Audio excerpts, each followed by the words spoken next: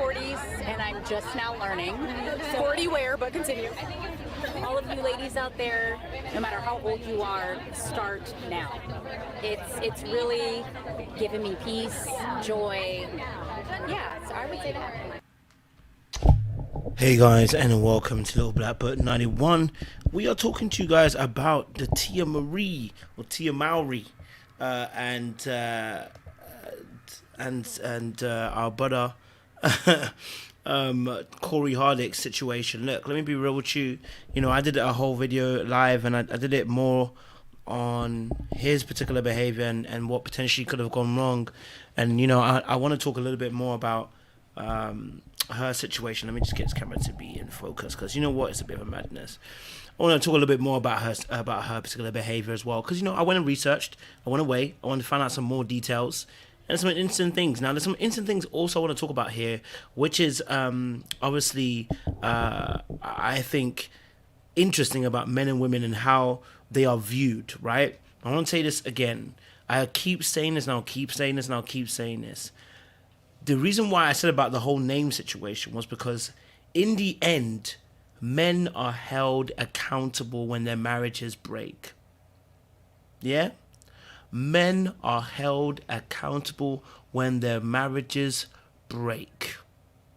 When their marriages go down the pan, people look at men. What did you do? What did you say?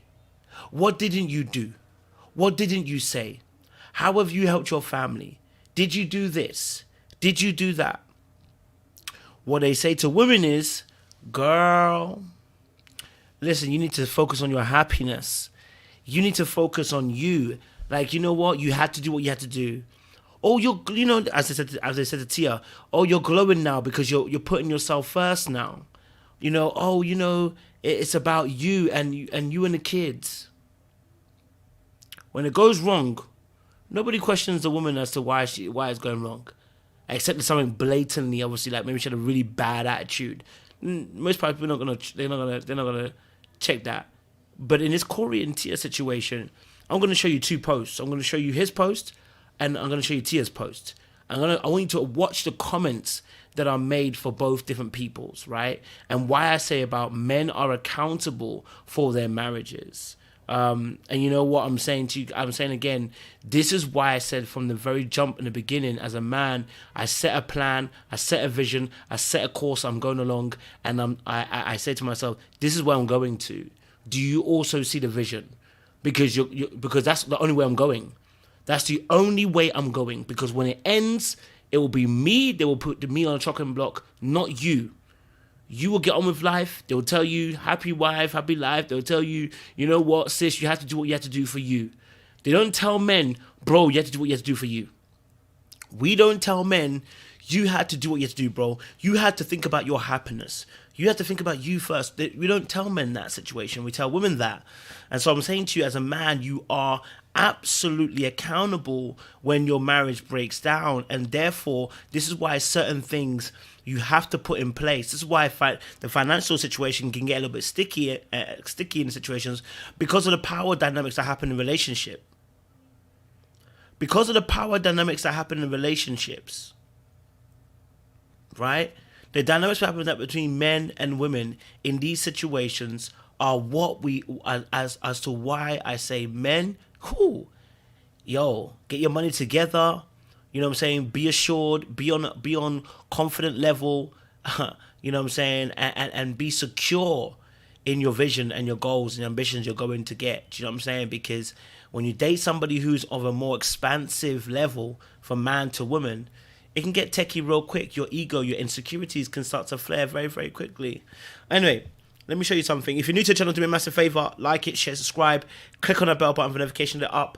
Lows, we appreciate you guys. Stay locked, stay loaded. And for those of you who are returnees, you already know what it is, baby. You got the minerals, baby. You got the minerals. You got the minerals. Stay hydrated because the streets out there are hot. All right, just had some Popeyes. So my belly's feeling a little bit Popeye. You understand? All right, let me go to what I wanted to show you guys as well. I wanted to just show you the Instagram post and why I was saying what I was saying. You know, I was saying that I want to show you the difference in the post and how people respond to a post. So I'm going to show you. So this original post that was up.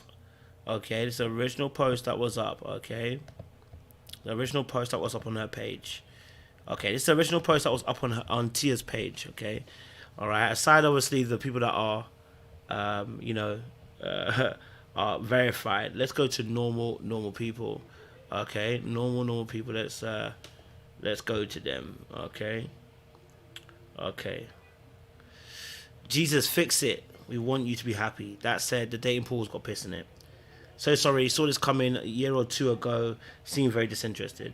While this may be shocking and heartbreak, many of us just respect the decision. Wish them happiness and continue enjoying their individual. Nevertheless, I pray you never lose this infectious smile, laugh. See brighter days, my girl. Chin up. This is worse than I separated from my husband 17 years. I completely understand. Because I imagine a marriage ending, being lost and everything. Okay, we were rooting for you. We're all rooting for you. How dare you? Didn't see this coming. Sometimes couples grow apart. Just happens. Remember good moments. Okay, now we start.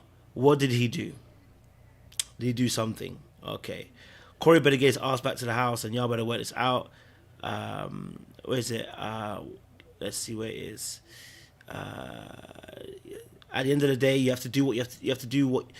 At the end of the day, you have to do what makes you happy. We only have one life to live, and we need to live it to the fullest. Okay. All right. Cool. Let's see. Yes, fans, stand right beside you. Tia, what makes you happy? We'll be right here. Sending love and light to you. It's the beginning of something new. Super exciting to see at that. Okay. Okay. Let's see. This is actually the only one I've seen. Actually, it's a guy. That's probably why. It's a fight. Please, you're the pinnacle of black love. Okay, cool. Let's see this a bit further. Okay.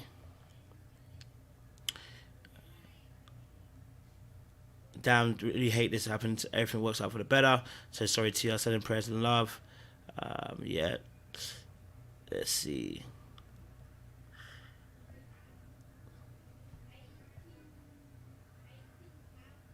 Okay.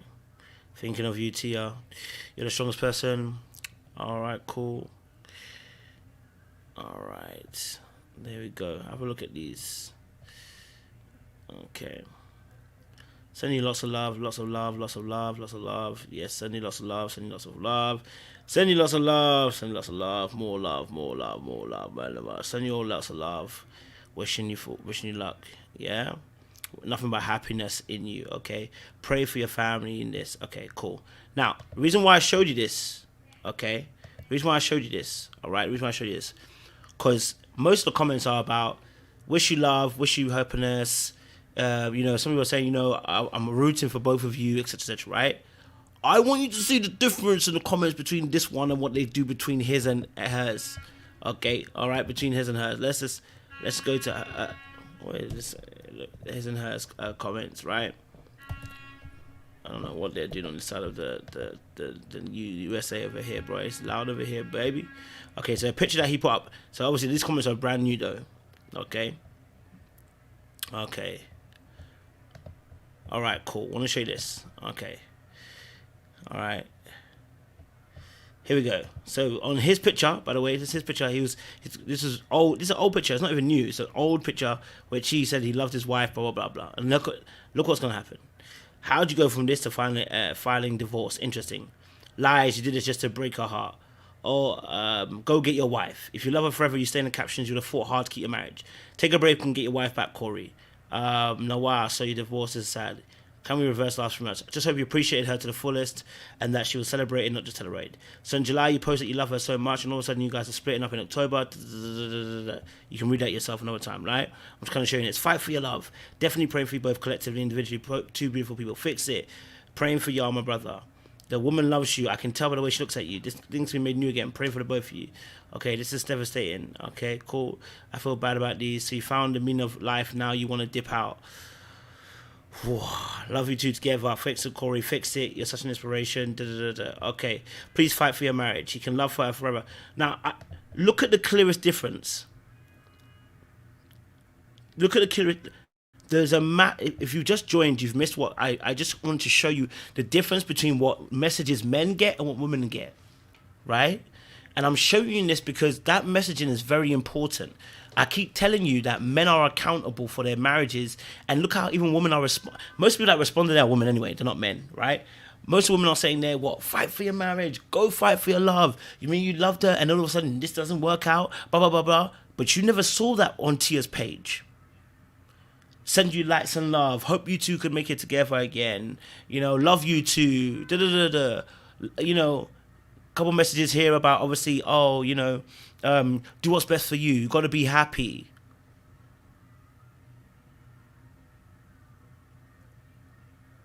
Do you see what I'm saying? Right? Nah, Melanie, it happens a lot with men and women because the assumption is a man has done something wrong. It's not just about them being sweethearts. It's the assumption that men do something wrong and that he has done something wrong. We haven't had any information yet. All right? They haven't done anything. They haven't done anything as an issue, right? And it's a good point, Tiffany. Yeah, we don't know he's done anything wrong as of such, right? But the notion is women have to be happy. This is what I'm saying about 70% marriages. 70% divorces that are initiated by women. Some of this is women got to take some accountability. I talk about men taking accountability. I talk about men holding accountable. I talk about men doing better. I talk about men should always improve themselves. I talk about men being leaders in the community. I'm even talking about in this video as men being accountable. But 70% of marriages now are initiated. 70% of filed divorces are by women. So now we've got to take some accountability on your side as well, a woman's side, right? And say, hey, look, okay, this. A lot of people thought Tia was unhappy, but nobody in that chat is saying go and fight for your marriage. People are saying I love them together, but who's in that chat saying Tia, go and fight for your marriage, go fight for your marriage, go fight for your marriage? Nobody. I wouldn't say nobody. That'll be a lie because I haven't gone through every single message. But just going through the first initial 100 or so comments, you can see what kind of messaging has already been implemented. All right, so already. Already what you start to realize, is automatically, women, not even women, but the messaging for women here is different. She's getting you got to do what's best and what's happy for you. So what is the incentive to stay in a marriage? Hey, by the way, I'm not saying that he hasn't done anything. We don't know if he's done anything wrong or not. We don't know. But what's the incentive? Why is the first thought that, oh, he must have done something wrong? Why is the first thought that he has done something wrong? Why isn't the thought that, hey, do you know what? Maybe she might have done something wrong. Maybe he's done something wrong. Maybe they've neglected each other. The first initial thought is, done something wrong. Okay? So women want Tia to be happy because they got the notion she was unhappy at some point. Well, was he unhappy at some point? Was he unhappy at some point? Right? Some of the messages you see on these commentaries like, oh, he was never happy. So then why are we not telling him to leave? Why are we not telling him to leave? If we saw, many people were saying that, I gave a video earlier on, I said, because of what Black Twitter was saying, they were saying, oh, look, Cory looked like he was never happy. Cory looked like he was never wanting to be in a relationship. He looked like he was disinterested. So why did nobody tell Cory to leave? Why did nobody tell Cory, you need to be happy, leave this marriage? But as soon as Tia became unhappy, everyone's saying, I think Tia needs to leave. Why?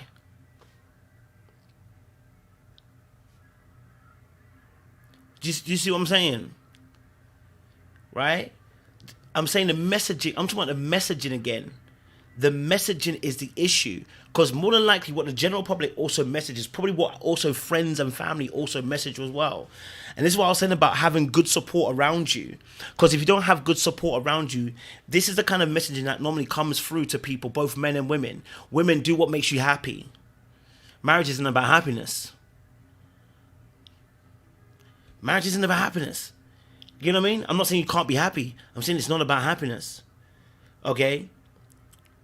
So in the instance of this particular relationship, I'm just trying to highlight some of the messaging, because again, I always talk about how messages begin to form ideas and how ideas begin to shape into action. People don't just suddenly do something, they formulate these ideas, right? Okay.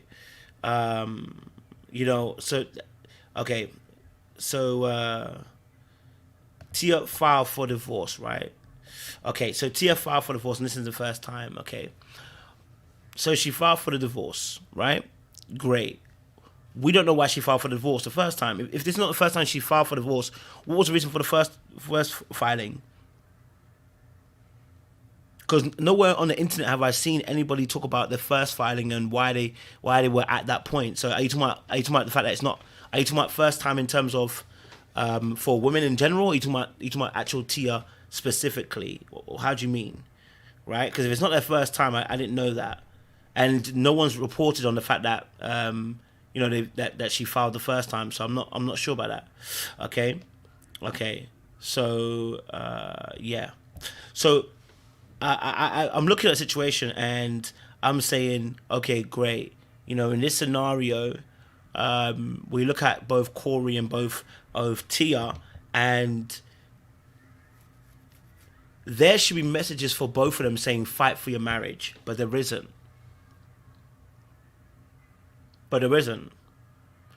And I think this is indicative of the kind of messaging that both men and women get when it comes to relationships, or should I say marriages. Women oftentimes get told, do what makes you happy. Not fight for your marriage. Do what makes you happy. I'm not saying everybody gets this messaging, by the way. I'm saying as a generalization, I'm saying, the messaging is different when it gets to this point in a marriage.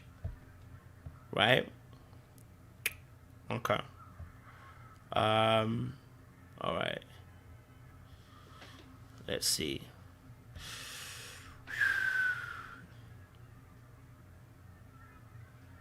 Okay. All right. All right, cool. Okay. Let's continue. All right. Let's continue this. Okay, so let me go to my next point, right?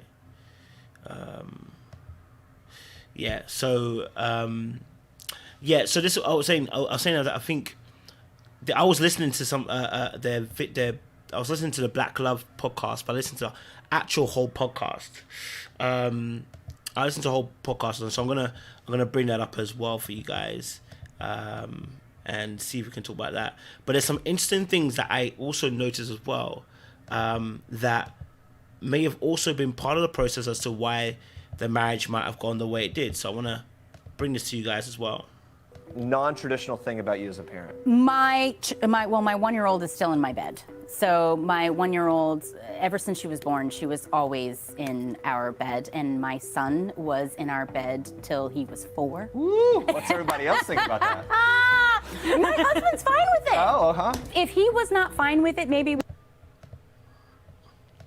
See, when I heard this, yeah, I started putting things together. I said, No. Okay.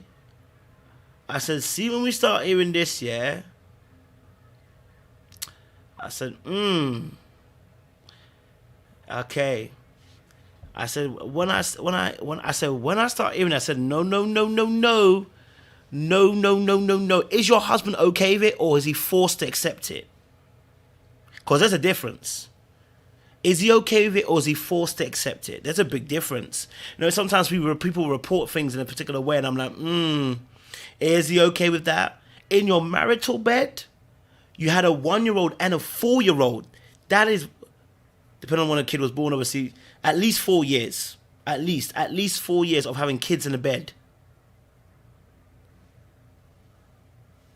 That's at least 4 years, at least. Minimum 4 years. Having a child in bed. I'm gonna be honest with you. A lot of us men will not be happy with this. Right? A lot of us will not be happy with this. No. A lot of us won't. And I want to show you something. Listen to this. Listen to what happens as well. Listen to what happens. No, you have to have a discussion. Yes, but he is so cool with it. He's fine with it. Now, my mother, on the other hand, you know, she's like that, you know, strict. She's like, you need to do the cry out method, put your baby in a crib. That's right, let him cry and I'm like, no, I don't want my baby to have any sign of stress whatsoever, you know? All right, cool. So this is not an indictment on her motherhood, please don't. This is not about her motherhood and if she's a good mother or not. This is about, are there things that may have been preventing and causing a blockage to intimacy? And let me say this now, look, having a kid to 4 years old in a bed, yeah, that ain't it. You know, babies have a space too. You get them a little crib, a cot, and they put them in the cot. Okay, you let them sleep in that bed. They can sleep in a room, but they have a cot. 4 years old, he should have his own room. He should be in his own room unless he ain't got no space in the house. And these two have got money, so that child should have been in their own room. That's an over coddling. All right, okay, that's an over coddling right there. And what's happened is that child now has become attached at the hip to her. Like, yo, your marital bed is your marital bed. Okay, all right, it's a marital bed. Yeah. Let's just keep it a buck. It's your marital bed. Yeah, that's your space for you and your husband. That should be reserved for you and your husband. Of course, when the baby's young, of course. When the baby's young, totally. We get it. Yeah, but up till 4, kid's got to have his own space. You know what I'm saying? Like, the kid's got to have his own space, got to have his own room, or at least his own bed. It's even recommended that children, I think after 1, they should be in their own, they should be on their own surface. They should be in their own kind of cot, bed, space, whatever. They shouldn't be on the bed with you. You know what I mean? So having a kid that long, again, what does that do to the intimacy within the relationship?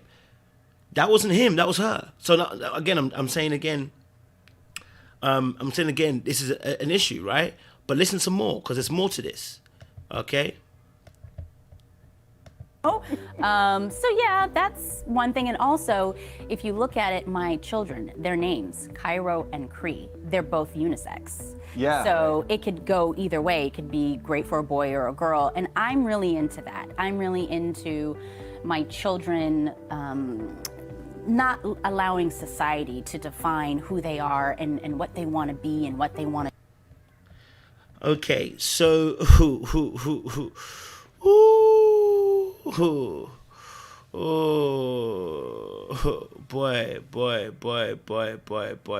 boy. You know, yeah.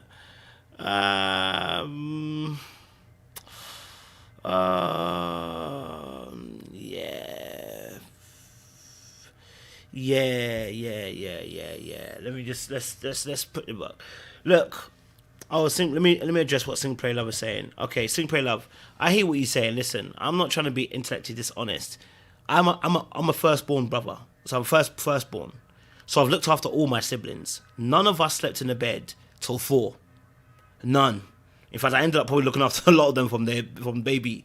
I ended up probably looking after a lot of them, right? And the reality is, again, as a man, I keep saying this as well. I'll be saying this because I've seen this, and I keep saying this like. Something that I always go back to I used to fight my dad a lot of certain things, but as I grew older in wisdom, I was like, yeah, he's telling some truths. Again, you have to set pace, because fatherhood is about discipline oftentimes, and there are times where you have to take a strong position on a discipline that perhaps the mother might not like. I mean, and of course, in different households, some mothers are more disciplinarian than others, but in a majority of cases, most of us all said, wait till your father gets home. Because the father sets the tone.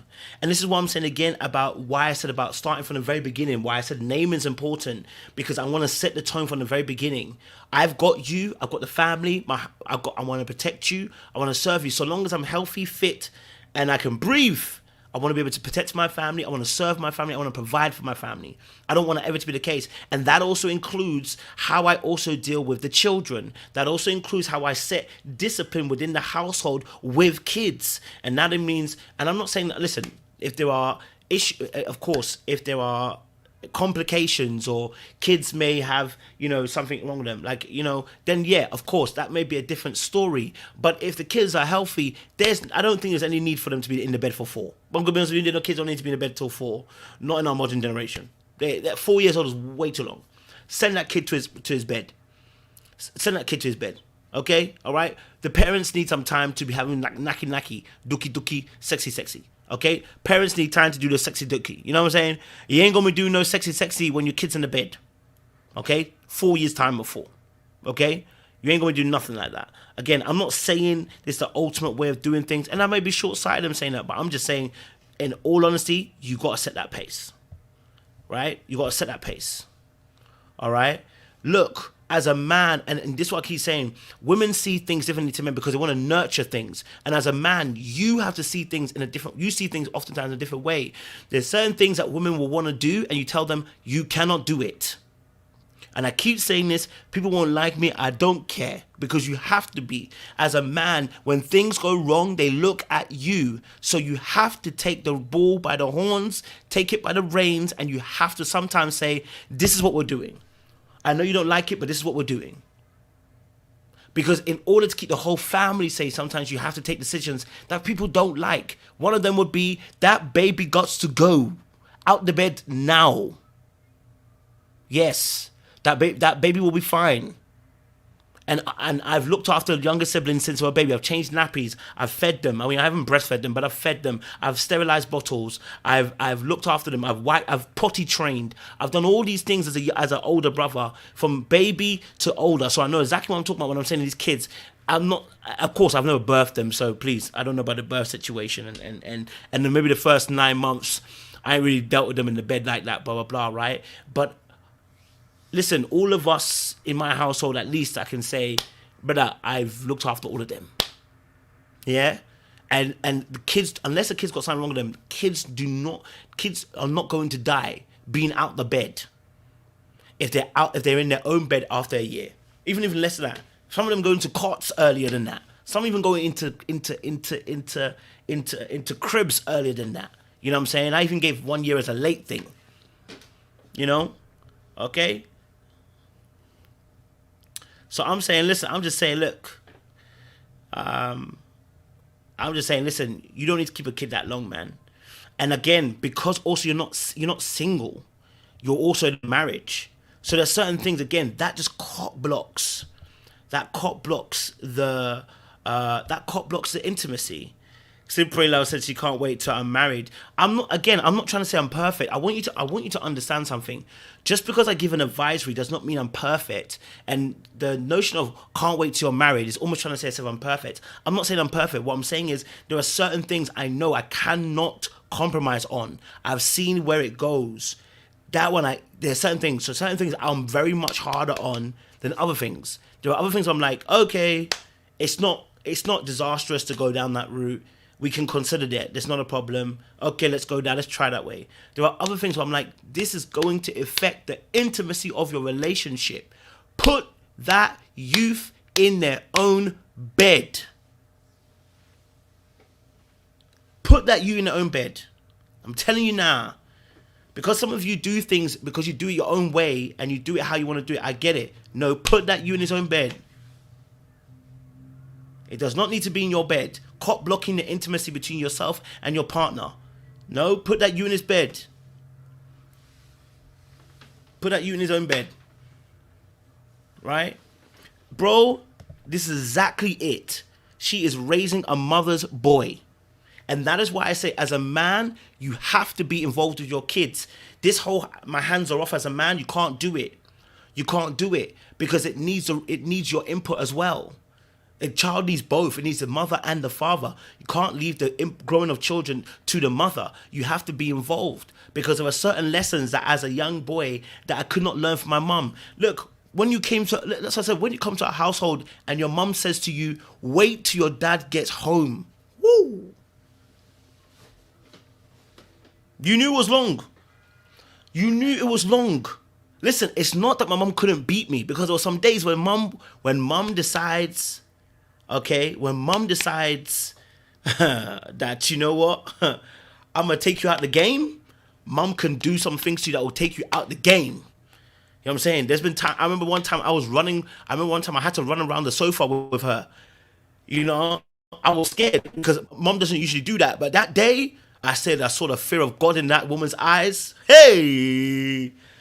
But most times she would refer, wait till your father gets home. And what it does, it begins to embed that in this team, even if you think you can get around mum, that is coming. It sets a precedent. And I know, listen, I know for a lot of people, like, again, because maybe they didn't have that upbringing, and I'm not saying that's the perfect way to, because some people, the disciplinarian is the mother, fair enough. But I'm just saying again, I'm saying again that as a man, you set the pace. You know what I'm saying? As a man, you set the pace. You set the tempo. You know? You're the person who has to keep the household in check. And that means sometimes taking hard decisions you can't run away from. Sometimes you're going to get it wrong. And that's okay. But make a decision. Because when it all falls down, we are going to be looking at you. We're going to be looking at you. Right? So that's what we're saying right here. You know, that's what I'm saying. You know, so we're having a discussion again. We're having a discussion about Maori, I hope I'm pronouncing it right, and talking about Cory, and we're kind of just giving different aspects of the situation. Nobody has a handle on the whole situation. We don't know exactly what's going on. But if you're in this conversation saying it's stupid to discuss, why are you here? Can I just say that now? For anybody in this discussion, we have 186 people here. If you're here and you think the discussion is dumb, leave. Why are you commenting? I find it incredulous that you have the entitlement and the audacity to say the conversation is dumb, but be part of the conversation. Remove yourself. We haven't got time for you. We're having a discussion. We're having an honest discussion between ourselves and subscribers and myself. If you're not part of that and you don't want to be part of that, leave. If you're not going to add anything beautiful to the conversation, even if you're going to disagree, I don't mind disagreeing, but saying the conversation is dumb, you're not adding anything intellectual. Remove yourself. Remove yourself. You can block my channel, whatever you want to do to it. Remove yourself. But we're here either to disagree or agree. But calling something dumb, it doesn't help the conversation. You know what I mean? Yeah, I know. Just I've been making words up because it's definitely not a word. Incredulous. You know what I mean? It's probably not in a dictionary. I won't lie to you. Do you know what I mean? So please, I want you to disagree. Some people are disagreeing. Keep the disagreeing or agreeing going. No problem at all. But things like dumb and it's stupid, that's not adding to the conversation. So if you disagree or you agree, keep it in the chat. We like it. If you're just saying it's dumb, get out of the conversation. We haven't got time for you. All right, let's keep it going. You know, let's keep it going. Let's get it going. Okay, all right. Let's keep it going. And like I said, if you disagree, put it in the chat. We want to hear your voice as well. It's not just about people agreeing. It's about people having a conversation so we can discuss things, you know. Okay, so just finish off what she was saying and we'll... I do, and I start with their names like that on purpose. Also, even with their nursery, like my son and my daughter's nursery, it always started with a beige color. Mm-hmm. You know what like I mean? A neutral. Yeah, a neutral color. And then whenever they grow up, and then if my son happens to be into dinosaurs or cars,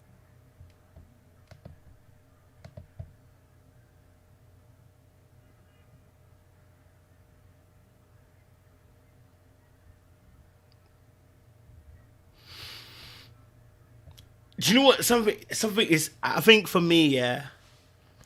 For me personally, I'm hearing it and I'm like,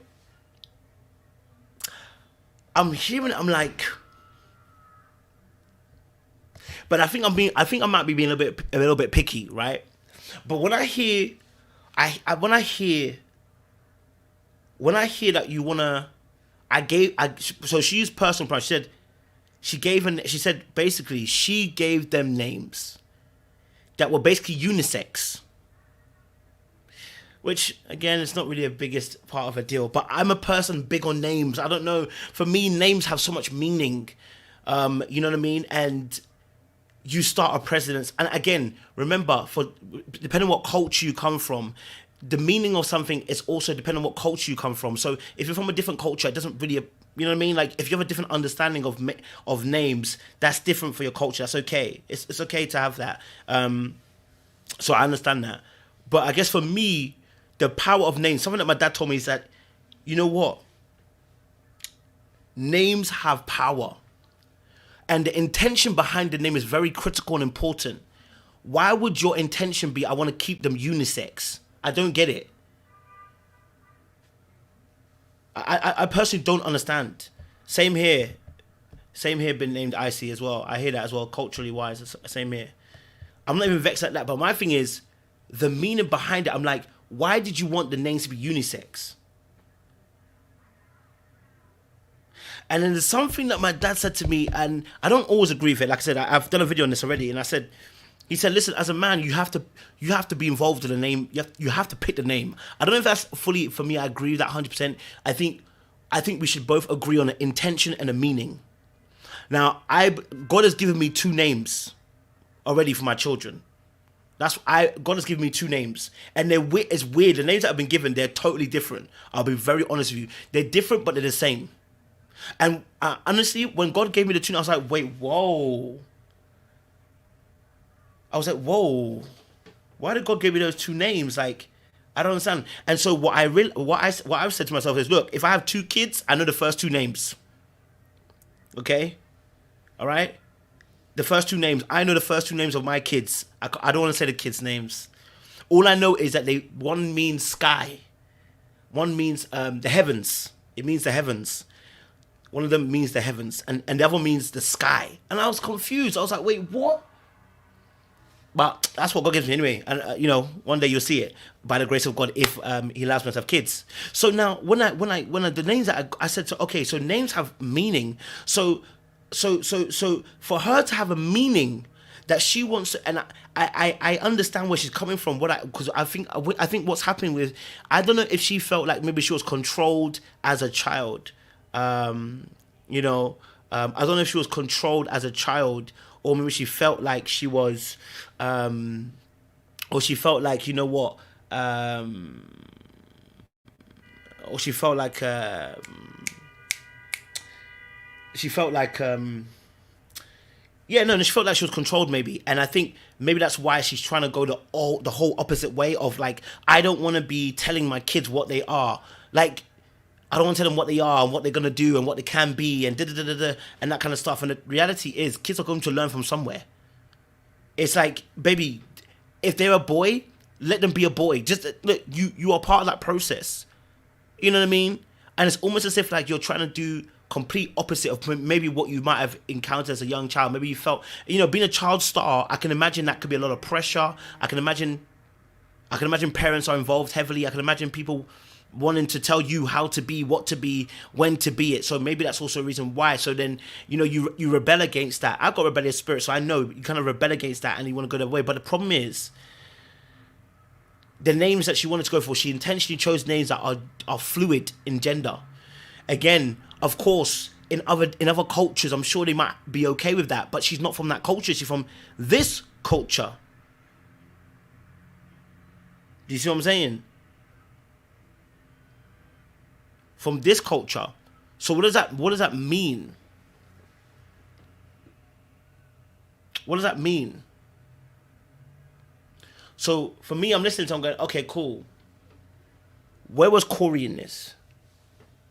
Because I'm going to ask that. I'm going to say, where's Cory in this? Did he agree with this? Was he okay with this?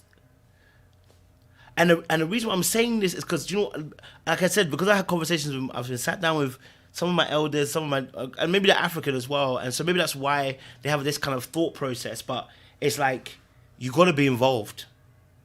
You've got to be involved.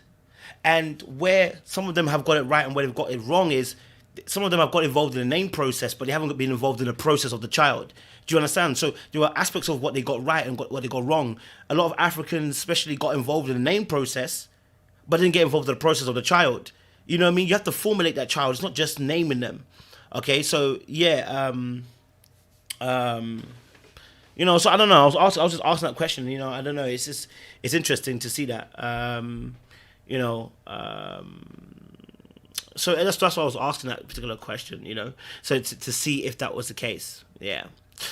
So that's my personal point of view in that particular instance. Again, I maybe come from my particular culture, so you know, I come out from a particular culture. The kids have C name after Cory. But did he say that? Or are we just concluding the fact they had C names? I don't know. So I don't know. If he thought about that, that's fair enough. Then he's involved, isn't it? That's why I asked the question, was he involved? If he was involved, then fair enough. Then he's also part of the meaning in the process then. You know? And that's fair. Then he's also part of that particular, that nurturing of that child in terms of where that child's going to go. Again, it may be that he was involved. Then we can leave that as that then. You know? It's Cree, not crew. Okay, sorry, Cree. My bad, guys. My bad.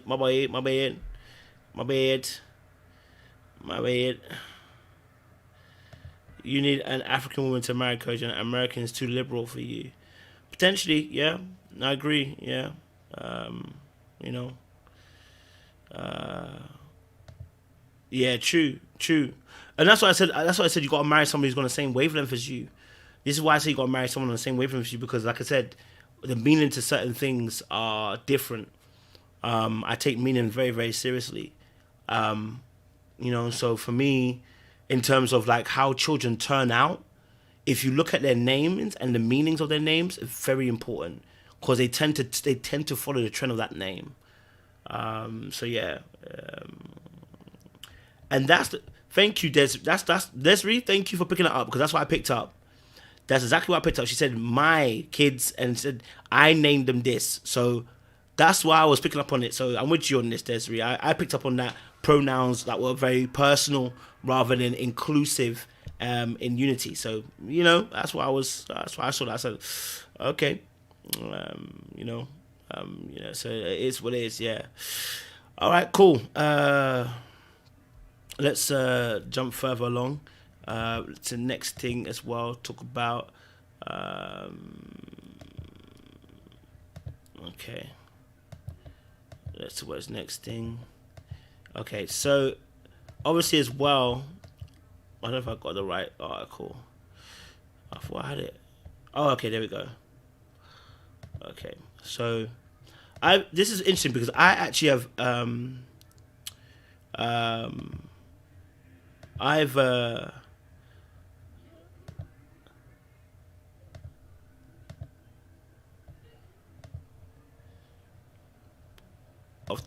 David said, oftentimes women use my kid unconsciously, I think. Yeah, I hear that still. Okay.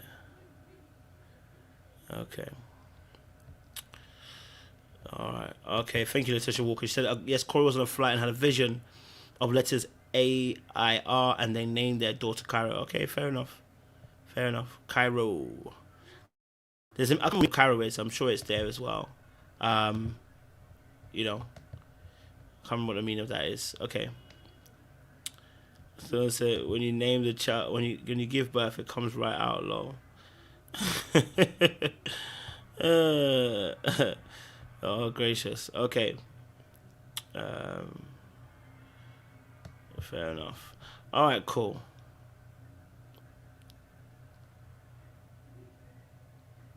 Okay. So this also was one of those things that came up as well.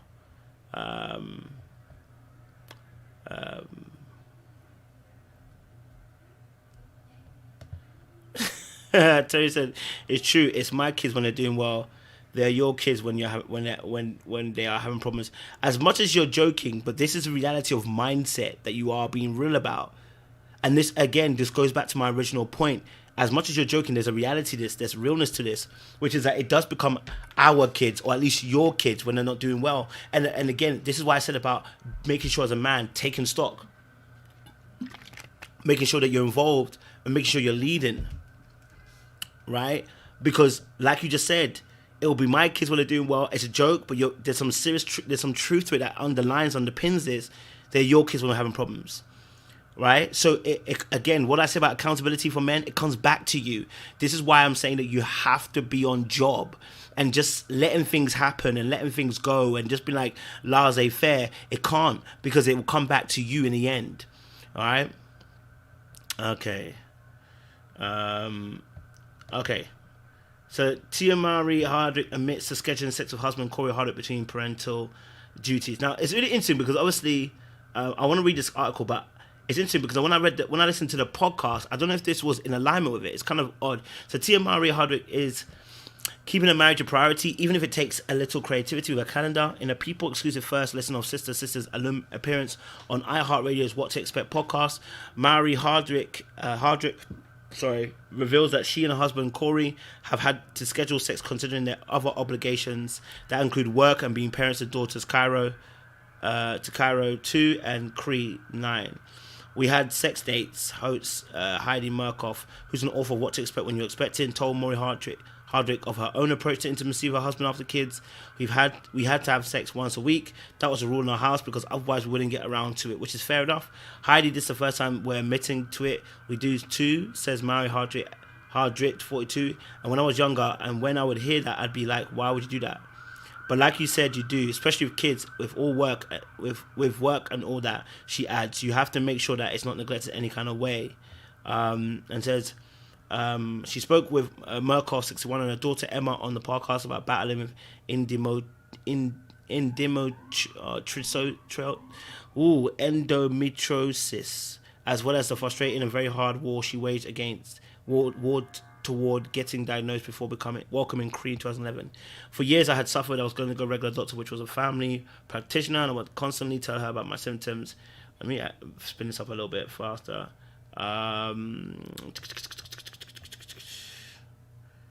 Okay, so that was what it was, because I was like, I don't have to read all of it. Okay, so they obviously schedule. Now, I don't think anything's wrong with scheduling. There needs to be, some people do need to, some people do need to schedule. Okay, some people do need to schedule, and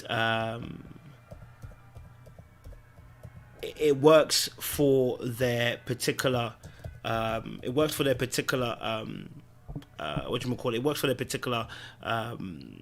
relationship, So I totally understand that you may have to schedule sex, but what it does mean though is that the passion.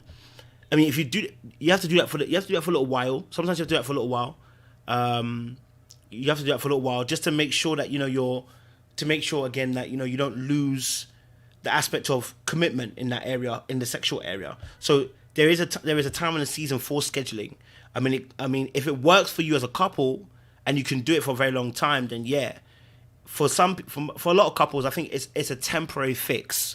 It's something to stem the flow and then get yourselves back into the groove of things. Do you get it? It's like having a baseline. Like, we can't drop below this, but then we'll get back onto things. So it's nothing wrong with necessarily doing that. Scheduling sex, you might have to do that.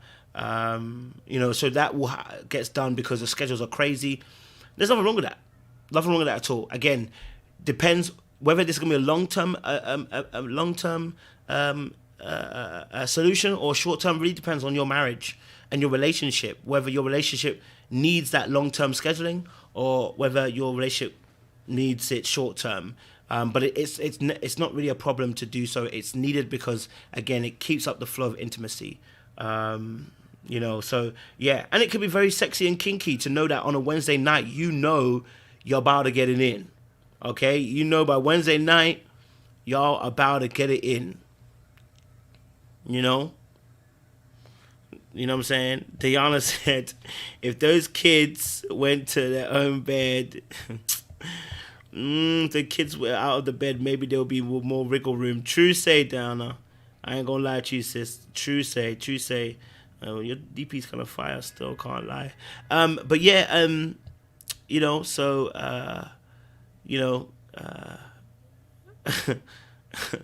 gotta do what you gotta do. You know what I mean? You gotta do what you gotta do. Okay, you gotta do what you gotta do, and sometimes that means, you gotta schedule things. Okay, all right. You gotta schedule things. Okay, yeah. Yeah.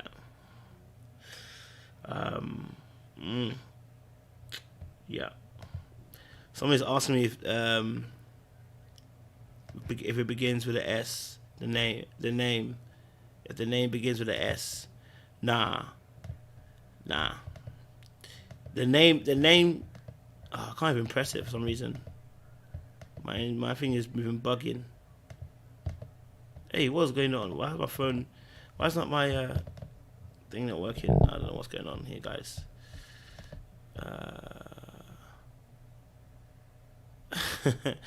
Yeah, I understand. Scheduling sex can be a bit of a mad thing. Can't lie to you. There we go. Okay, my computer's working now. Okay, cool. Let's bring it on to this next thing. Okay.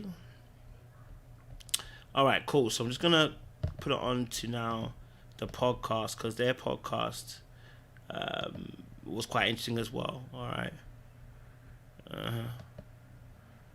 Yep.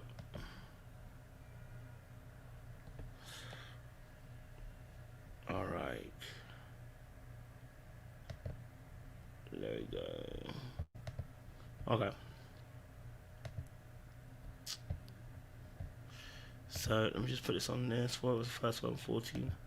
All right, cool. I'm gonna put this. On for you guys. Okay. Let's put this on. My computer wants to move mad with the connection, bro. What's going on, kids? The wall, and it made my blue overalls made a little mark on the wall. I never washed that wall. Internet, don't play with me. Internet is playing with me.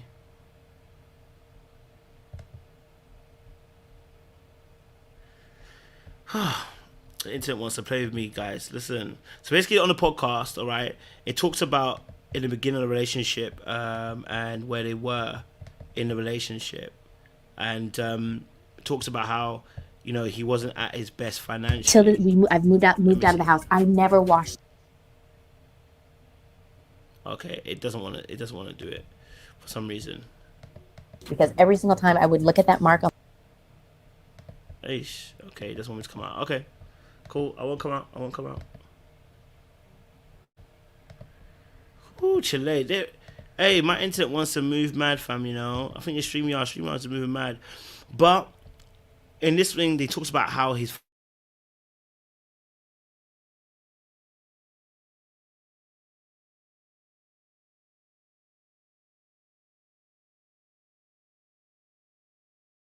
On the wall. I was like, that's when Cory told me that he was in love with me. Well, I'm gonna tell you this: every Christmas or birthday, I felt the pressure mounting because she would look. What? And it wouldn't be no ring. Christmas, No, Cory? not That's every. not true. I think up until the last year, when she had a birthday, I think she was expecting like something. Last year, what? Before it happened, before we got engaged. Like year. No, I remember. 6, I felt 7? the pressure, and we would talk about it on the phone. She would throw little hints like, you know, like that. It's probably not gonna work out if he ain't trying to marry me. Like, what are we doing? We just dating, and she don't date, and you know. And so I was kind of like, man, you know, I have to marry her. But it wasn't like I didn't want to marry her. I just wasn't ready financially. I'll be honest. I felt like I was afraid. I was scared. I was just like, man, you know, this is serious. But then I said, you know what? But I think we have Hold to on, bring. babe. Let me Sorry. finish. So I went back to my old. So actually, this thing happened again. Okay, so it actually happened again. I don't know if you heard it there. So you heard him say obviously about that, you know, he wasn't ready because financially he wasn't there, and he said he felt pressure to do what? But aside that aspect as well, okay, you know, aside that also, you know, I think, you know, with the situation as it was, it's not easy to marry when you're not financially in the right place, and I can understand that too. So, I get they were dating for a very long time. She was dating for a very long time, but he felt pressure. And you know, to have his own, not just have money, but have his own. And so that's not easy. You know, I can see that. Yes, this is what I was going to say, Melanie. And this is a big issue when you remember I told you about insecurity and I told you about power dynamics within a relationship as well. Okay? It magnifies somebody cutting you off times 100. It can do. Not always. Okay? Not always, but it can do. It can magnify, okay? It can magnify someone cutting you off as being more disrespectful than it actually is. So, like, you notice, this wasn't the let me finish, you know. This was another scene. This wasn't let me finish. Let me finish is later on. Right? This wasn't let me finish. Let me finish is later on. This is the first time. Right? This isn't let me finish. Let me just go back for you. It's not let me finish. Like that, it's probably not gonna work out if he ain't trying to marry me. Like, what are we doing? We just dating, and she don't date, and you know, and so I was kind of like, man, you know, I have to marry her. But it wasn't like I didn't want to marry her. I just wasn't ready financially. I'll be honest. I felt like I was afraid. I was scared. I was just like, man, you know, this is serious. But then I said, you know what? But I think we have Hold to on, bring. babe. Let me Sorry. finish. So I went back to my old saying of what brought me here. Oh, sorry, this is let me finish. What brought me Apologies. here was faith on that plane was $75. And I said, This okay. is nice to know. We never said this. No, but so I said, well, you know what? Money's not everything, you know, and people think that it is, or that's what, you know, you'll get fake people and fake friends and all that with money. But I said one thing. I said, you know what? I got faith, and that's one.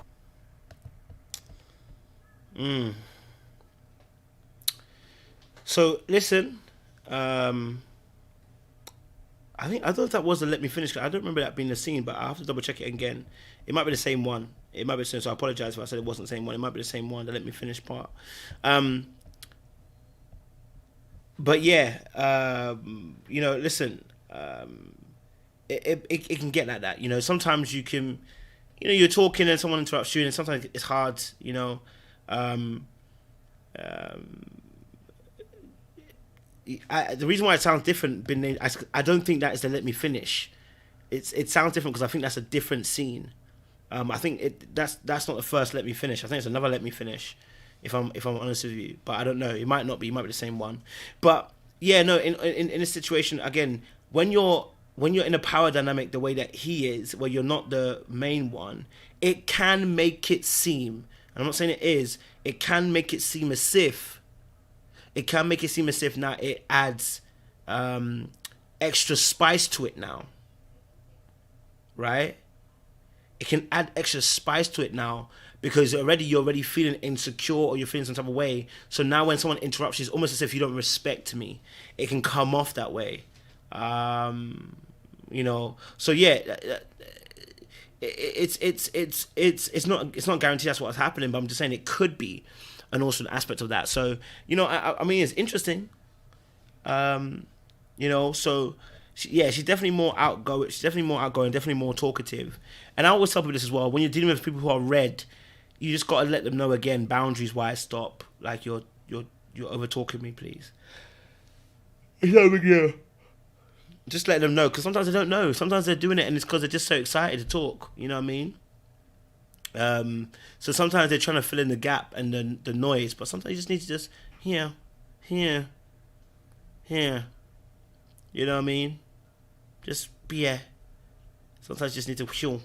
You know what I mean? And it happens. A lot of people are very talkative. And I'll say this to anybody who's talkative, sometimes you just need to just simmer. Be okay with silence. Some of you are not okay with silence. Be okay with silence. Sometimes silence is good. You know what I mean? When someone's talking and they haven't finished their point, let them rest. Let them rest. Let the thought rest. Okay? Yeah, let the thought rest. Let the person rest the thought. Okay? All right? Because what you're showcasing is that you're not listening to what the person's saying. It can read off as disrespectful. It's not that you're being disrespectful. It can read off as disrespectful. Do you see what I'm saying? When people are interrupting the thought process, wait till they land. When they finish landing, you ask, "Oh, have you finished?" And you enter.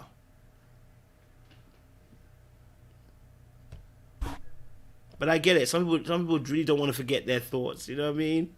Some people really don't want to. Some people are like, "I'm so excited. I want to join you in the conversation," and that's not wrong with that at all. You can join the conversation as well. That's not a problem at all. Just sometimes just let it rest in it. Just sometimes let it rest and let it land. But it definitely comes off disrespectful at times, and yeah, it will annoy people eventually. Which is probably why he picked up on it again, and why she said sorry, because it's probably a habit that they have in a relationship that she, jumps in. Yeah.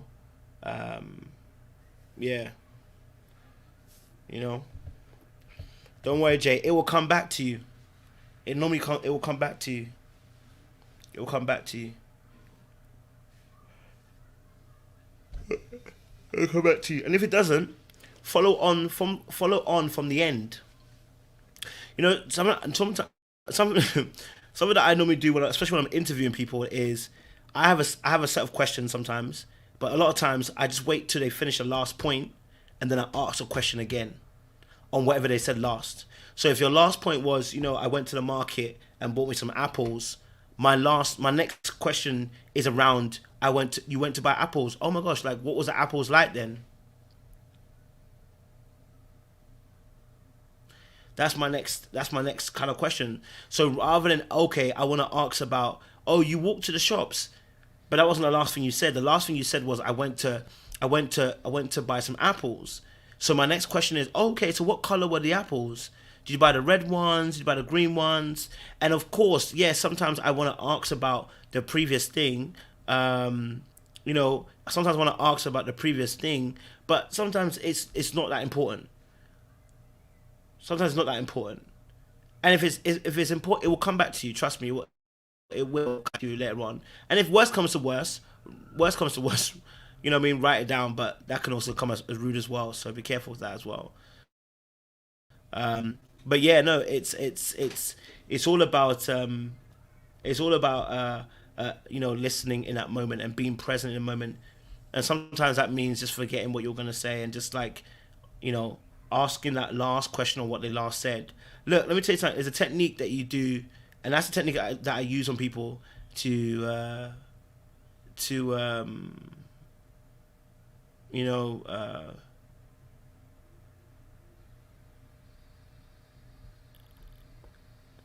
it's me, Lay said, but an interview is planned, but a conversation is not. My interviews are based around conversational principles. I ask questions based on the last thing you said. I have my questions already, don't get it twisted, but I base it on the last thing that you said.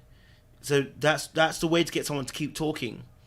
If you want to get someone to keep on talking and not to make it not feel like an interrogation, is to base it on what they last said. Oh, you said apples. So what's your interest in apples then? And you ask open-ended questions. Oh, why do you like apples? Oh, okay. That's interesting. Okay. Yeah, I hear that. I mean, and then you can go, okay, yeah, I like apples too. You know what I mean? Maybe I wasn't a big fan of apples, whatever, blah, blah, but yeah, apples. So what's your favorite apple then? What would you say is your favorite apple? Okay. Oh, I like it. And what you're doing is you're putting a spotlight back on that person. What you're doing is you're making sure that person knows that you're invested in them. Right now, there is nobody else you're invested in. You're invested solely in that person. It's one of the reasons why I say quality time is one of the things you can't fake. Quality time is one of those things you can't fake, because you actually have to spend time being invested in the person and actually be invested in getting to know them appropriately and listening and speaking and adding to the conversation appropriately, and being aware that your presence is important, and what you do with your presence, that's as important as well. But yeah, it's all part of personality as well, all part and parcel of it as well. Okay. Yeah, let's have a look. I want to go to the next part. I want to focus on this part. Okay, cool. They spoke about their upbringings And this is really interesting because they have completely different upbringings. Listen to this. Hopefully the internet won't do me dirty and it will actually play.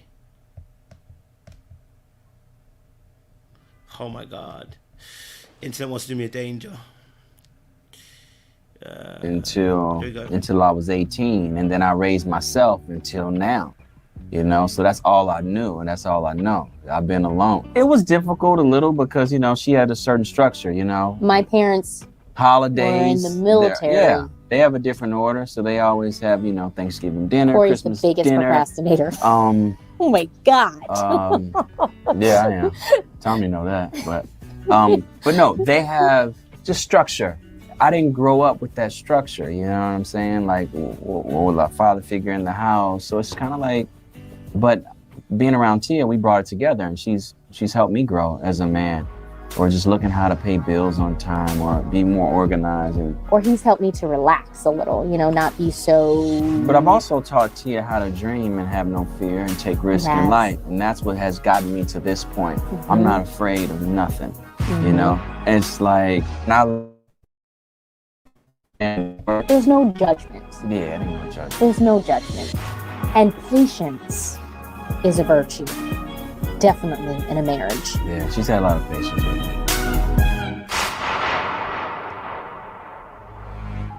Hi, everyone. I know you're enjoying hearing from this couple, but I have.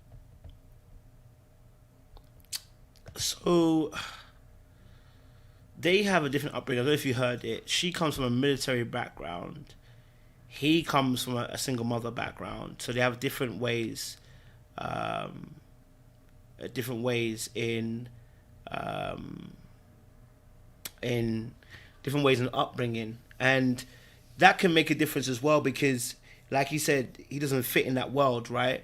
He's more of he doesn't fit in the world of being in a regimented, but she also comes from a regimented place, you know. So I think there's some differences there in terms of that upbringing and how they see things and how they want things done. He's a dreamer. She's more of a realist. And the two of them should be combining to work together. But the problem is a dreamer needs to also bring dreams into fruition. And also this talks about potentially temperaments as well. I remember one time I was with a couple. This is years ago when I was working in a bank. And they came up to me and talking to me. It's so funny. When I was in the bank, I used to do a lot of counseling, you know, with people. And this couple came to me one by one. Basically, I met the husband first. And then, I met the boyfriend first and I met the girlfriend after, like a few days later. So the boyfriend came to me and was telling me all the situation was happening. And he explained to me what his girlfriend was like. And I said to him, I think your girlfriend's temperament is, she's a choleric. Sounds like she wants things done on time at particular time. She's organized. She wants it this way. She wants it that way. She's very that. And I said, it sounds like you're a bit more phlegmatic. You're a bit more go with the flow. You're a bit more chillax, a bit more relaxed. And I said, your issue is going to always be that you're meeting at a contentious point. She wants things done now. You want done things when you want to do things. Neither is right or wrong, but in this reality of the world, the reality of the world is things need to be done at a particular time. So although you want to do things at a particular time, you're probably going to have to compromise a bit more because the reality is things have to be done at an orderly fashion. It's unfortunate. I'm a creative myself, and I know as well that I like to be doing things in my own time, but there's an order that has to be done to certain things. You can't skip it. So there are some things where that nature doesn't work very well. And so what he just said there was sometimes she had to even help me to pay bills on time, because she is that kind of person who's very orderly, probably, who gets things done. She grew, and now it makes sense about why she wants the kids to be in a particular way, because when you look at the background, what did I say to you about control? You come from a military background. How is she going to feel? And again, this is about how she felt as a young kid, is that when you come from a military background, it's very regimented.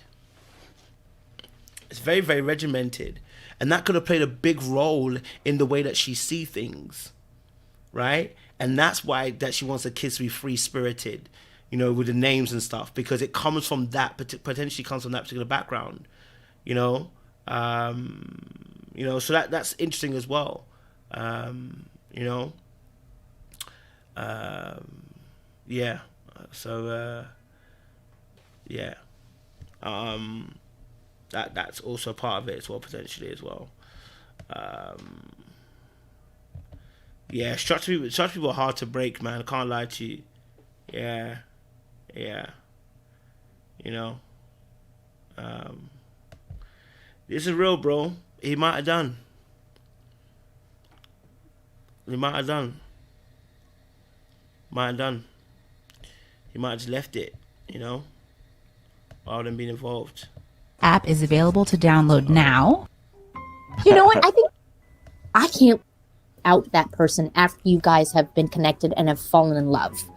Because it really actually makes you realize how much in love you really are with that person. When you're separate from that person, you're like, oh my God, like, I can deal with, everybody has baggage. It's just what kind of baggage can you deal with?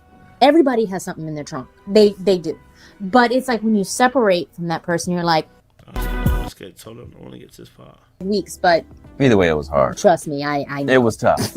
It was hard. And I hard. heard about it. Trust me. The Yeah. distance and the time, you know, you go through, you know, a lot of, you know, Skypes and just, you know, lonely nights. I'm going to be totally honest.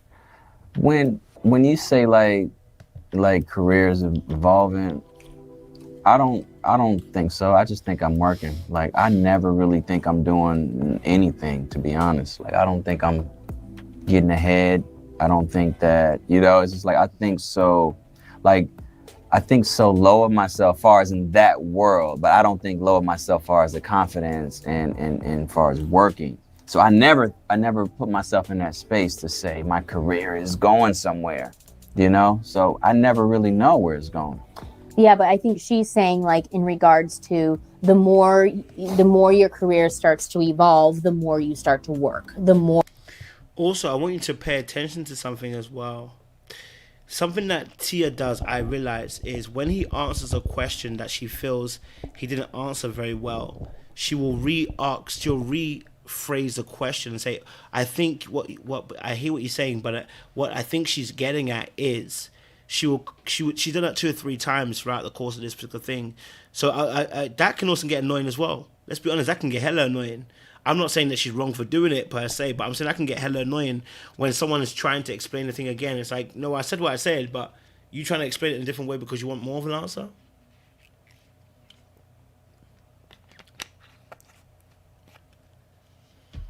Right? And that may be it as well, Black Karen. He may not be that actual confident, but he's saying he is, but he may not. He may be confident in terms of his dreams, but like he said, he's confident in his dreams, but not necessarily the fact that he's an actor in the world, in their world. So, you know, bro, and let me tell you something again, what I said about the dynamic of power dynamic too, this action that may, if you now begin to correct a brother, you know, and try to then you know, and then, you know, source up the point he made, you know, what you're really saying is you didn't get the question. You didn't understand the question. She may believe, and I'm not even disagreeing or agreeing. I'm saying she may believe that she's more competent in answering questions to its fullest capacity, and he doesn't have that ability.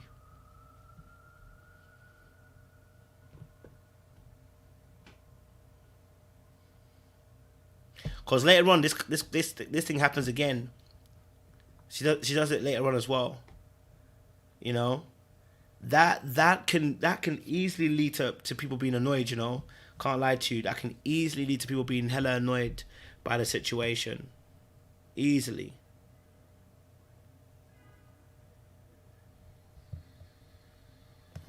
I don't remember this. What happened? Tell us what happened. More you're gone out of the house, the more you're focusing on your career and you're away from your significant other. How does that affect the relationship?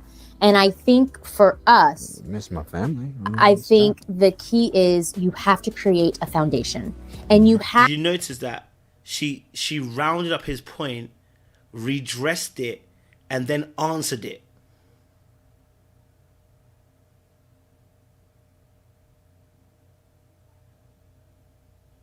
Little things like that can be coming off real disrespectful, you know. Just saying. Little things like that can come off real disrespectful. The same way I spoke about him, and I said about his situation. It's like, you readdressing my points. You readdressed my points and then answered the question that you asked. What? So you just took my points, redressed it, and then you answered it? So she didn't even put the ball back in his court. She redressed it and then answered it herself.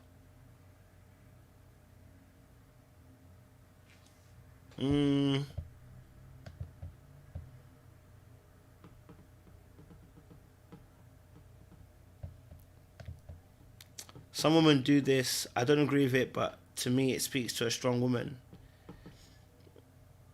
Strong or you, and I'm not even trying to even cuss her.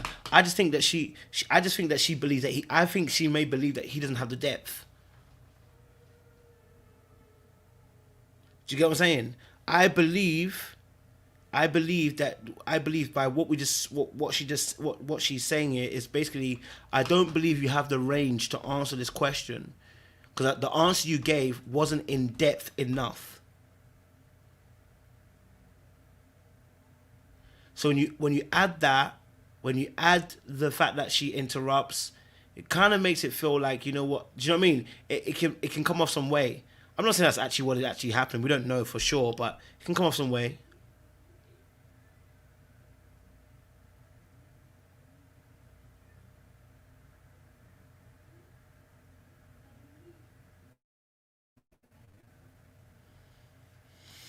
You know?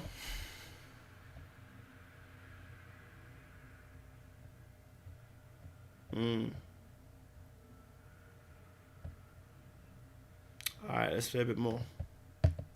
Have to create, I'm not saying rules, because that's what I meant by we don't put a lot of pressure on our marriage. When you start to just do all of these rules, you put too much pressure on you, like, oh God, and sometimes when you make rules, it's like, oh, I want to break it. You know what I mean? So we just talk about what would make us comfortable, what would, make us happy, and we communicate that. So I think the key is to, first of all, have a foundation within your relationship. And what I mean by foundation is trust, time, understanding each other, knowing each other. And I think that's what helped with us, because we share the same business. So I understand that he has to be away for 4 months. Maybe some other person wouldn't necessarily understand it because they don't live that.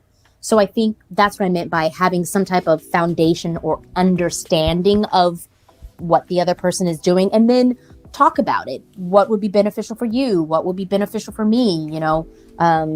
Making sure you talk to that person 2 or 3 times out of the day, making sure you Skype that person. But again, it is hard. It's not easy. And I'm not going to say that it is easy. But like, say he came home from shooting 7 months out of the year. So what Cory and I will do is we'll take a trip to New York with just him and myself. And that was nice. It's like you rekindle things, you know what I mean? And it's nice dinners. Yeah, like it was really nice. So you put in that extra time. And I think that's what helps, right? Yeah. Have some nice love, man. So I mean, this part was obviously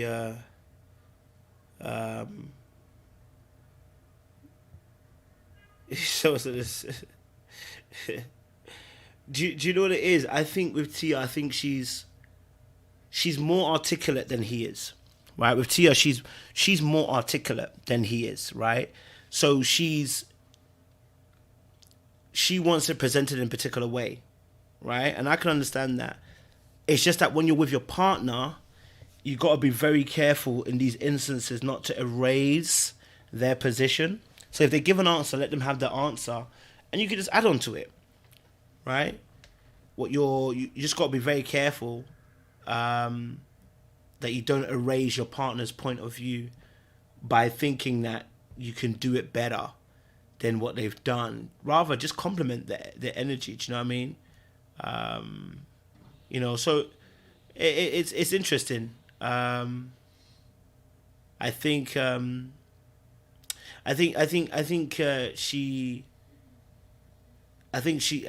over articulate might be a correct word in the instance of having a session with him involved. If she was solo, it wouldn't be a problem. It's a problem when you have the person with you. If you're solo, you can do whatever you want. But when you're in a partnership with somebody, you've got to be able to allow that person also to express themselves and kind of just flow with it, and just, you can add to it or whatever. But what you don't do is erase their point of view. You don't want to make it seem as if your point of view, you didn't go in depth. So let me spruce up your point of view a bit better, right? So you don't want that to be what comes. You don't want that to be what's presented, in some sense. She's allowed to talk. It's that you don't want to do is erase your partner's point of view. That's all. You've got to be very careful about that. Again, I'm not saying that's the reason why they break up. I'm just kind of giving some instances as well. All right.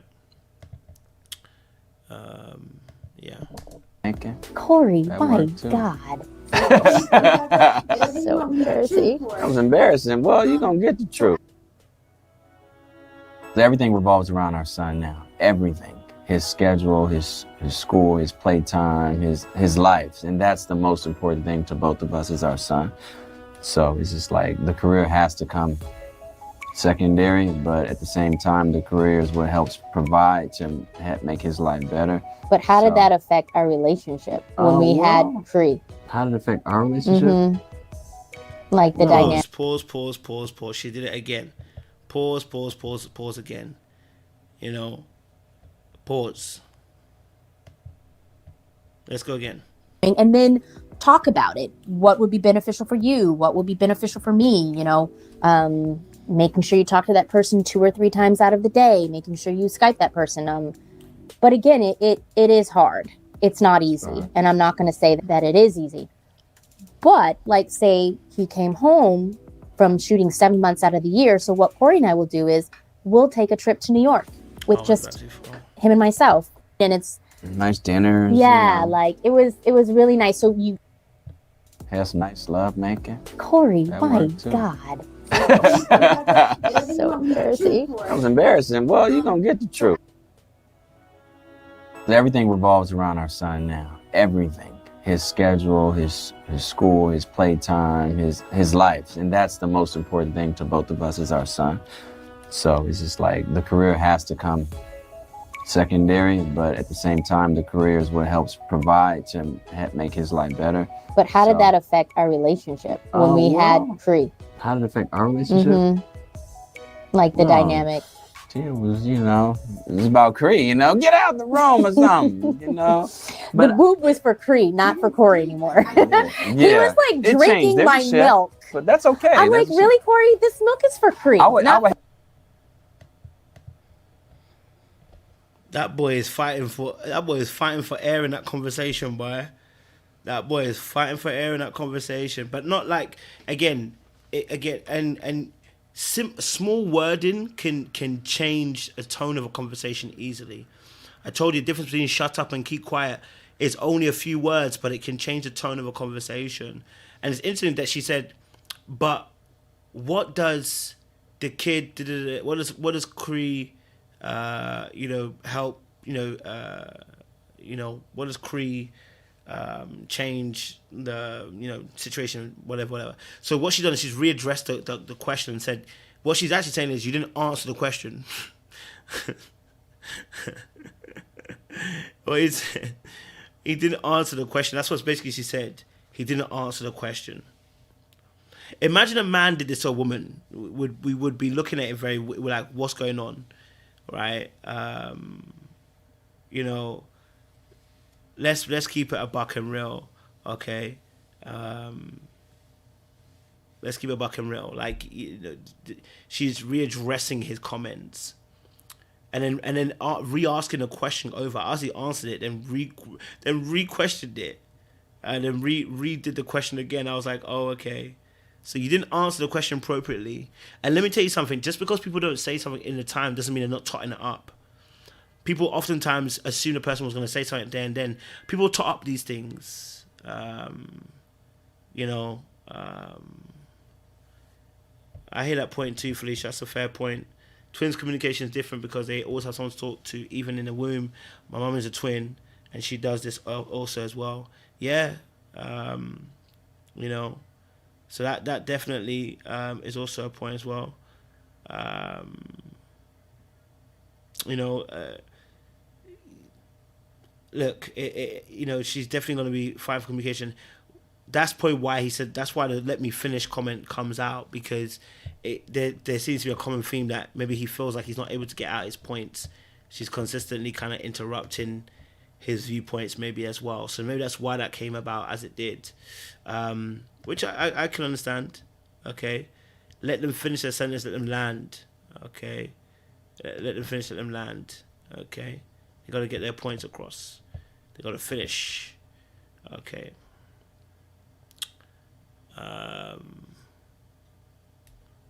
But yeah, and I don't know if you heard it as well. He sometimes is at work. Now he's obviously working. He can be. She said at one point he's away for 7 months filming. I said, what the fuck?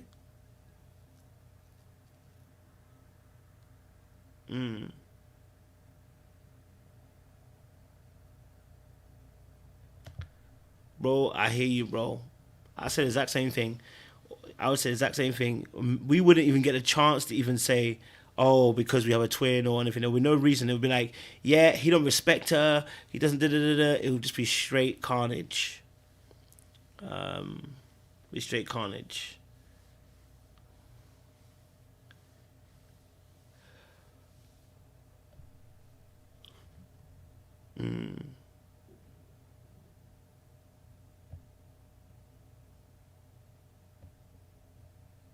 Yeah, straight carnage.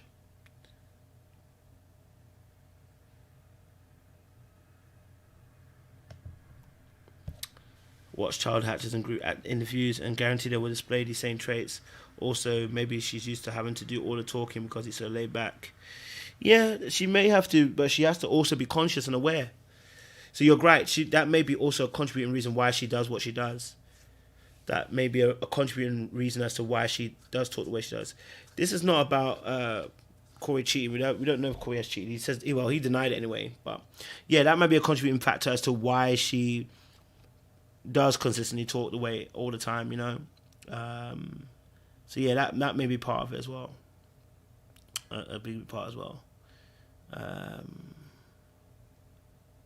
You know. Yeah.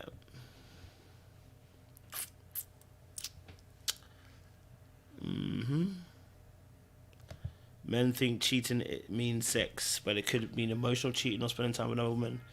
That's true as well. But isn't that the same for her as well? Isn't that the same for her as well? That she could have been emotionally cheating?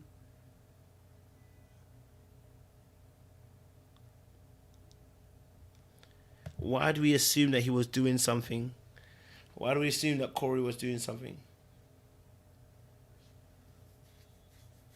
Why do we assume that he was doing something? Could it not have been that she might be doing something?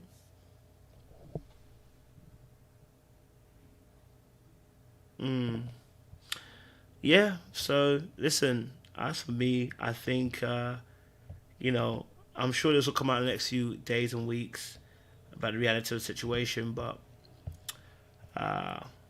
it was interesting listening to the podcast, because I think we got a bit more insight into part of their dynamics in terms of communication, you know.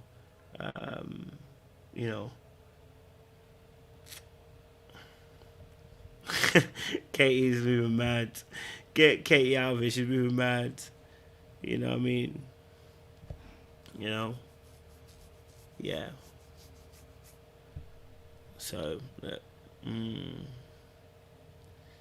RJ said he had to do something really bad for her to divorce him after holding him down unemployed for years. She's proven her love beyond measure. Has she? Has she proven her love overall? I told you, if you're saying what you're saying, that she held him down when he was unemployed, then she's a problem as well. Because to build a bear is because of your ego.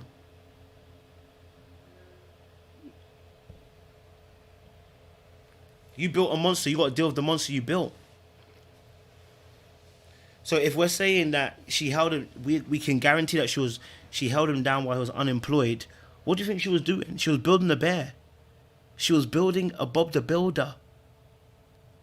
And at that point, you do that because you have an ego. Well, we ain't gonna talk about that. We don't want to talk about that, do we? You build a bear because also partly as well, the power dynamics go in your favor. We don't want to talk about that. So if she did hold him down while he was unemployed, it's not only about love. You got an ego and you got a power dynamic. You got a problem. You got a problem. You know? Come on now. Come on now. So if she really was doing all of that, she's also a problem as well. You know, is this video to put all the blame on Tia? No, I've done a whole video talking about Cory. So they've all got some smoke. They've all had a bit of smoke. You know, so I've done a bit of all on both sides. You know.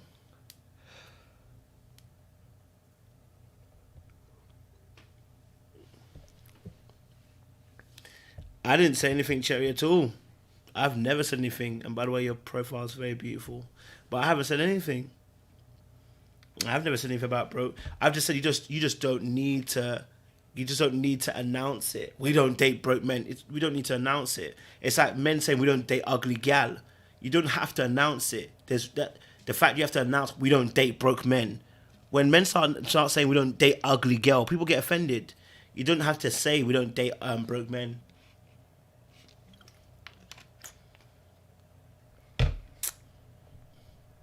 You know what I mean? Yeah. So, yeah. It's a madness out here, because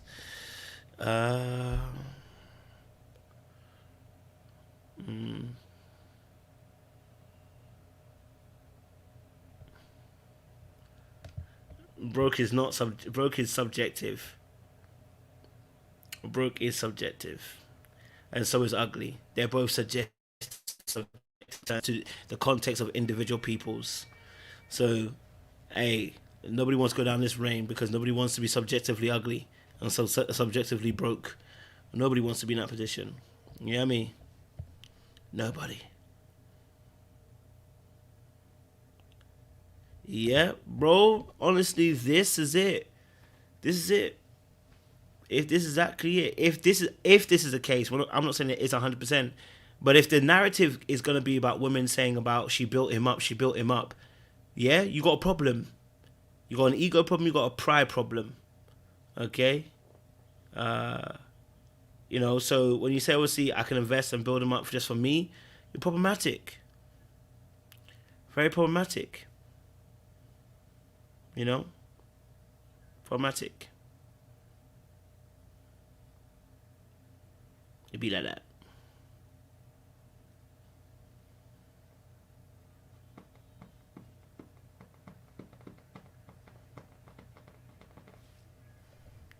And then it said homeless is subjective.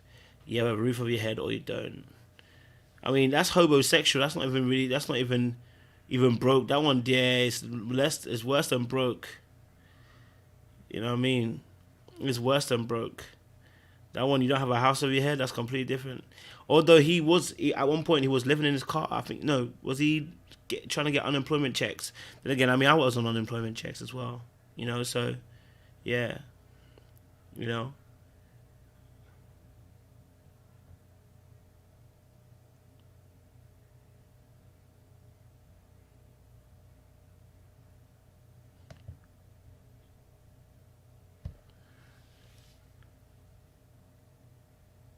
And men say they want a woman to build with. Yeah, because when we say we want you to build with, you're broke as well.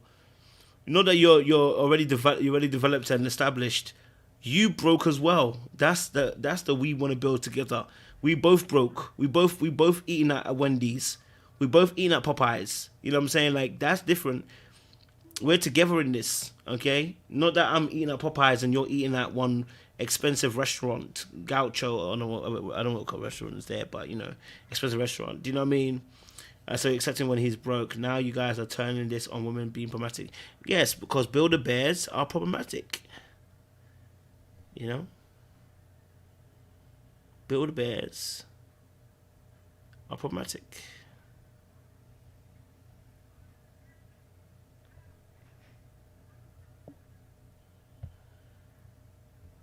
Yeah.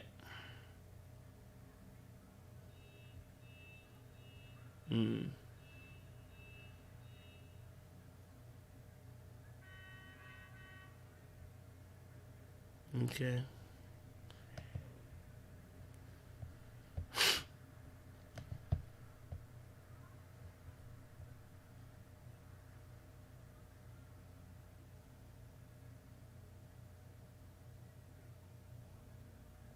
Absolutely. I need a woman to build with. Eat Popeyes with me, baby. Eat Popeyes with me, baby.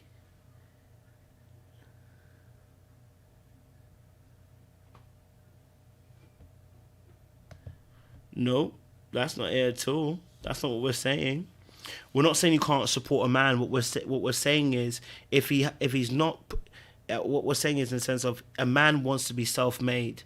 Every man wants to be self-made. We don't want you to ever have the ability to tell us you made us. Do you get me? You have to be self-made. As a man, you want to be self-made. You never want to have a woman to make you. All I'm saying is there is a pride and there's an ego in investing in somebody. There's a pride and an ego investing in someone, especially when women invest in men to build them up. It's like, I'm building him up for me. He'll love me. He'll appreciate me. Look at how much work I'm doing for him. Like, you're basically trying to almost buy him, and you don't even realize you're trying to buy him. What you're saying is in the sense of, I done this for you, I done this for you, and it's a way of almost saying, I've done so much for you, now do for me. And it's like, that's not what it is. I'm not saying that you shouldn't, I'm not saying that you shouldn't help a brother out, but don't do that. Probably when I say help a brother out, it's really subjective here. But helping a brother with $20 is not helping a brother out in general. Like, if you're,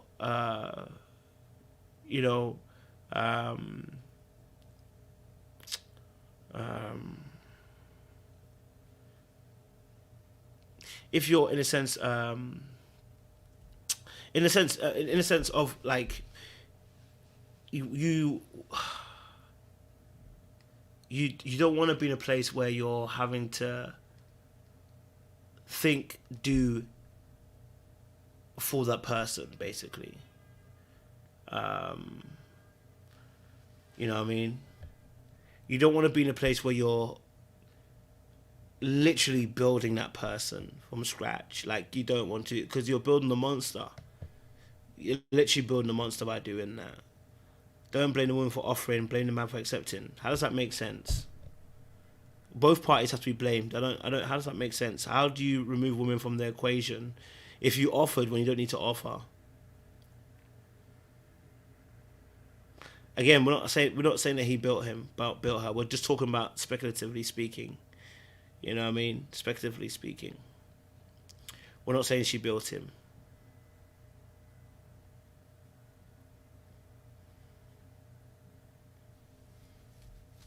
Someone said he shouldn't be asking and she shouldn't be giving. Two parties have to be held accountable. Why do we always feel like we can remove women from accountability? Both parties are accountable. I have no problem holding him accountable, but I'm holding her accountable as well.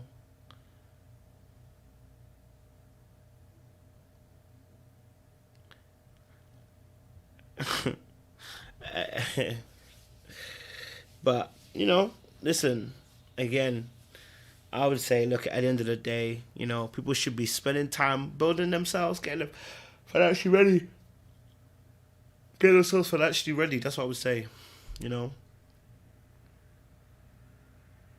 people need to be getting themselves ready.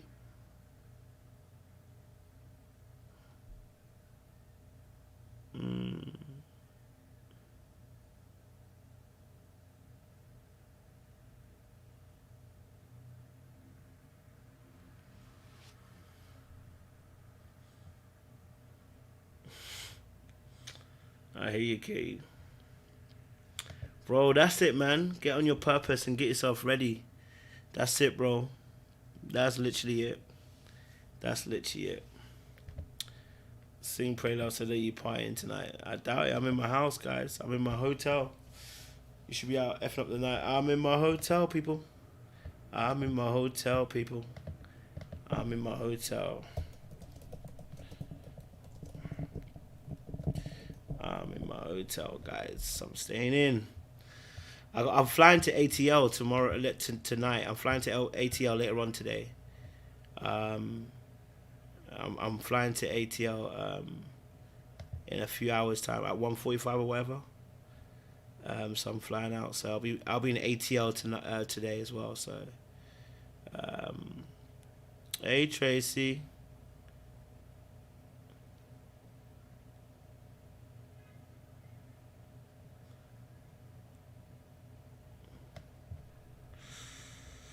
Yeah, I hear you. That's an exception. That ain't the rule. That's an exception, that's not the rule.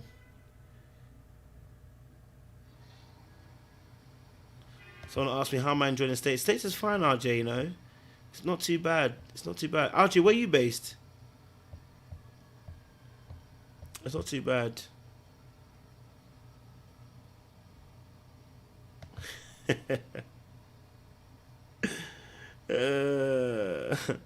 No one likes to play for anything. It's why accountability makes people ill and clammy. I hear you, bro. I hear you, bro. Trust me, kids. Yeah. Stay ready with Q. You already know, Kez. Homebody. I mean, I can be out and about, but most of the times I like to be in the home. I'm not gonna lie to you. I can be out and about, but I just really like to. I like to be in my space. I can't lie to you. I like to be in my space. I don't like to be too far, you know? Hey, Trace. Listen, Trace. Trace one fine woman, you know? Hey, listen, you guys, I met Trace. Trace is one fine woman. Hey. Whew. Trace is a fine woman. I can't lie to you. Trace is a beautiful woman. David, appreciate you, man. Shout out, bro. I appreciate you, man. So much love, bro. You really know I appreciate you. You really know I appreciate you, cause you know I appreciate you still. Reese said, "Welcome to Atlanta. Coming through, catch coming through, coming through. I got you, AAB. I got you. I'll come through. I'll come through. Our Ghanaian cousins, yeah, I'll come through."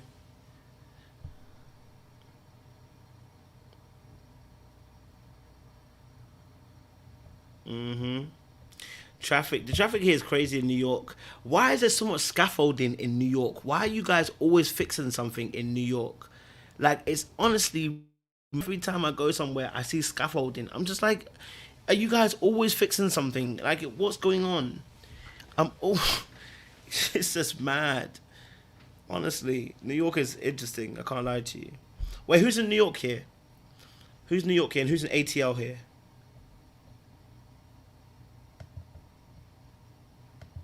No worries, Trace. You know I appreciate you.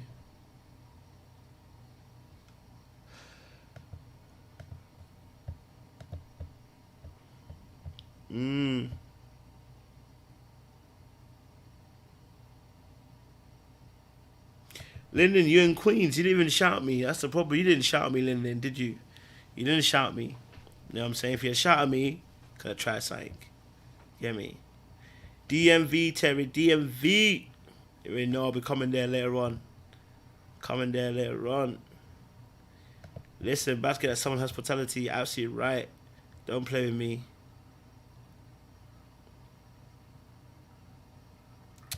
Now, Katie. Now, Katie. Now, Katie. Come on now. Come on now. Come on now.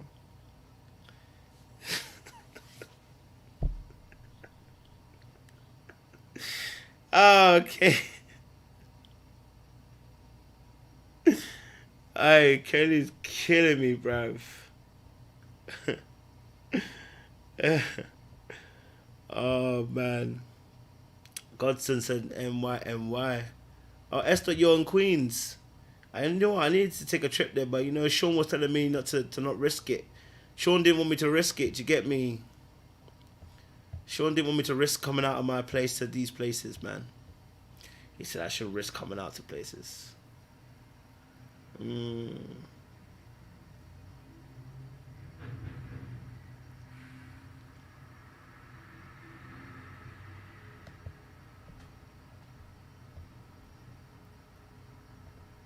S. Shout me, innit? I'm here to the morning. Shout me. What people said. Pillow said that Queens is not for the faint-hearted.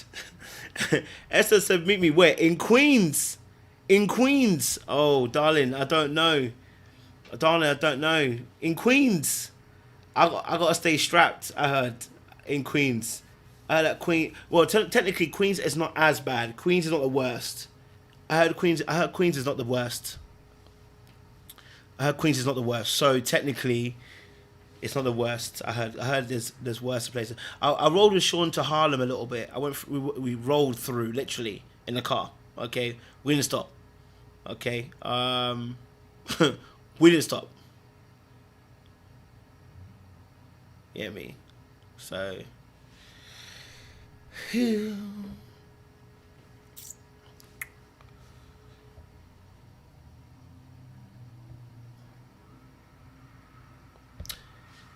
Holler at me on Insta, guys. I do sometimes reply. Sometimes I don't reply. Sorry, guys. Sometimes I reply on Insta. Sometimes I don't reply on Insta. There's so many messages I get on Insta. It can be a little bit annoying. But yeah, holler at me on Insta. Harlem is hella gentrified. Yeah, I know. I saw that. I did see a lot of gentrifications. I think I was on Douglas Avenue or something like that. Wherever I was. Where I was.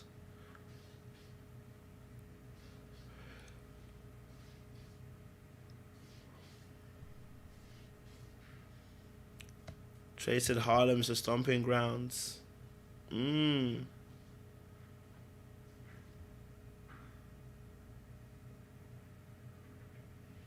Alright, Dawn, I appreciate you, Dave. I appreciate it.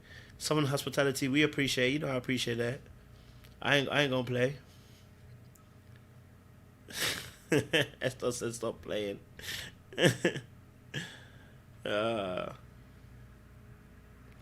Miss W said, what's my time so short NYC? I've been in for almost 6 days. I got here on Saturday. It's now Thursday. I've been here for a little while. Von Lu, you're in NC. What's NC? Is that NYC? And if you're in NYC, why didn't you come to the show?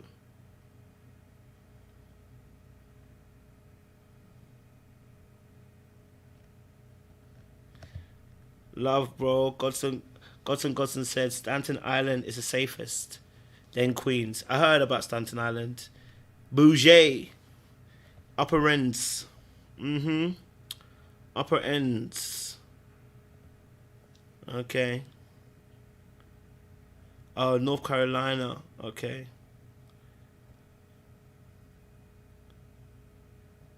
Okay. Shout out Godson. Love for that. Okay. Someone said come to Duke University. Where they? Someone said I'm gonna take someone back to London with me. You know, I'm playing around.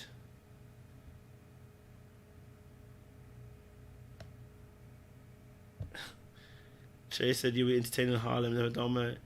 Trace, you're even close to me. You didn't even come and see me before I left, man. You the worst. Trace, you should have seen me before I left.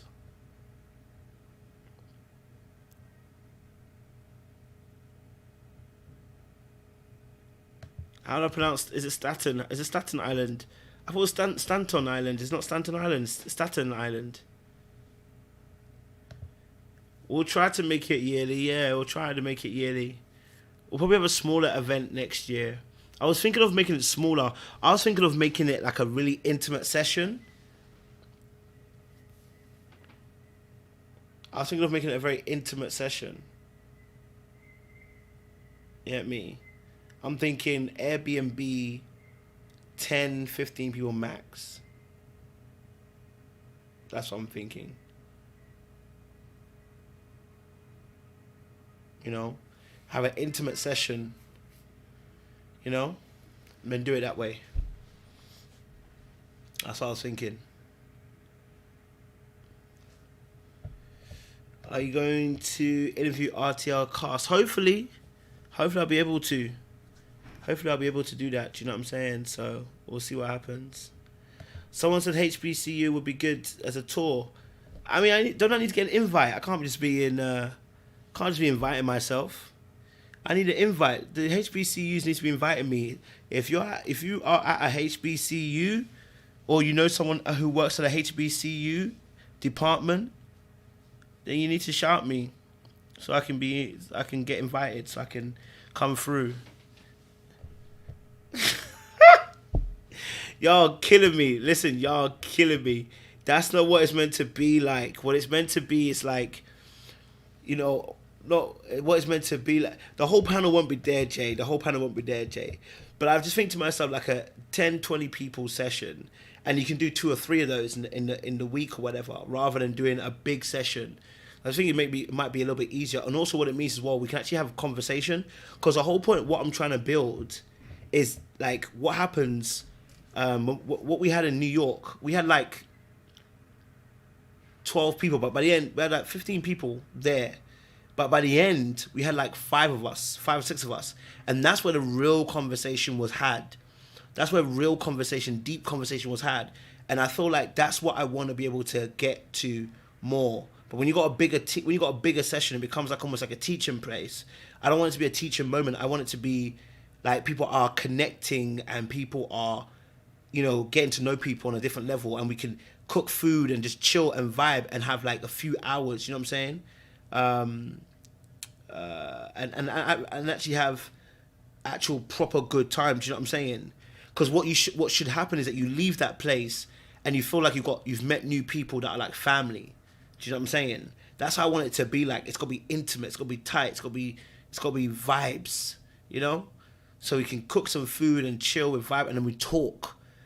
We'll have some, you know, topics at hand, but it's just nicer, and that way it removes some of the guard that people feel like they are at a show. They're more at a place of like, it's not a show, but it's more of a get together. I mean, I'm still charging. Don't get twisted.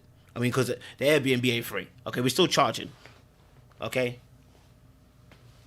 we're still charging. Don't be trying to play with you. Okay, all right, but it's just nicer. Do you know what I mean? And it can be more personalized, you know? Yeah, I think that could potentially work.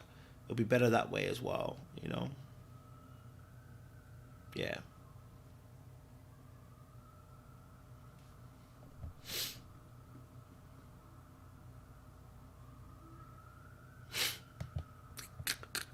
Yeah, I need to get rid of Katie. She's moving mad.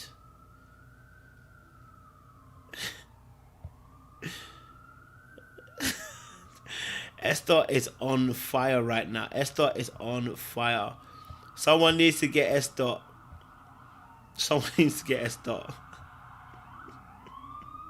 Someone needs to get Esther.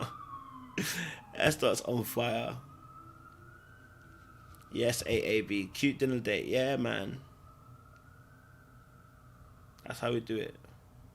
Reese Cup says Spelman, Morehouse, Clark University. Get them to holler at me, and I will come and do it. If they don't holler at me, I can't just take myself there. If they holler at me, I'll come and do it. But, you know, I'm hearing about, is it homecoming at ATL? Is this ATL? Homecoming. I know DC's homecoming is on the 15th. I think it's a week after, 22nd. I won't be there. But I know homecoming for DC is the week 22nd. So I said, get you some security. Oh man. Someone said like at least 30 Airbnb cabins. Okay. Esther is finished out here. Okay. Tiffany said you better extend your stay. We'll see. We will see.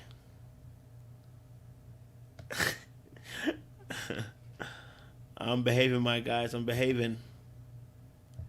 One music festival. I'm not intending on going. I know some of the panel are gonna go. Some of the panel are gonna go to One Music Fest. But I don't think I'm going myself. I wanted to be out with the boys, and I'm gonna be out with Sean and that. So, but I may change. You might change my mind. Who knows? Who's going to One Music Fest? In the chat, who's going to One Music Fest?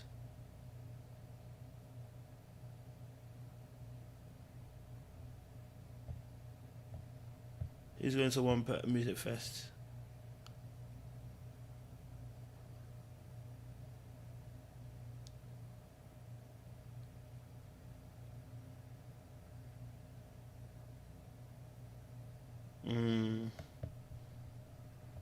AB said I'll be there. Pride Dawn.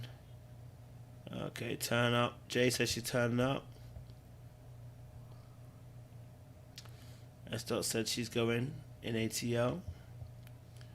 Okay. Dawn said it's Pride weekend here in ATL. Oh, is it Pride week?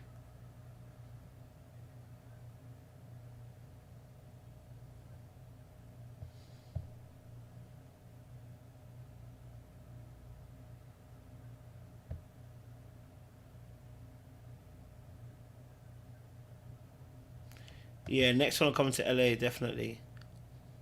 LA and Chicago. Are we going to Coca-Cola Museum? Bree, I'm going, don't worry. I'm going.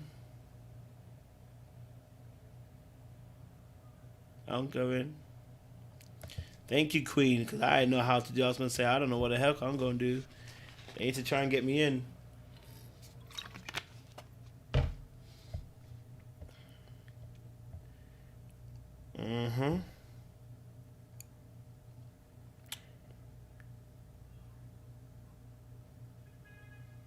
Nancy said I mind my business. I don't tell anything. Nothing messy. What you trying to say, Nancy? What are you saying, Nancy? You don't tell anything about what? Jazz said to have a podcast. Not officially, no. Not yet. I meant to do it and I haven't done it.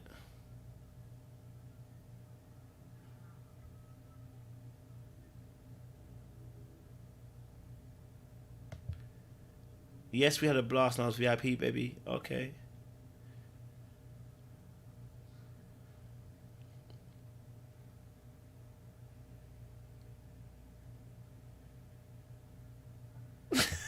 Someone said he's going to take someone to Club Onyx to see the shoe models. What? Is there shoe models?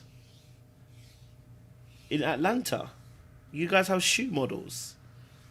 What does that involve?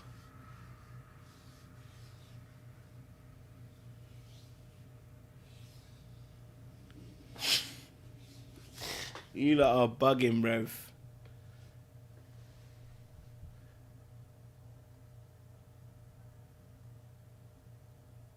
Love Ashley. Thanks, Ashley. Appreciate you. What is the shoe models?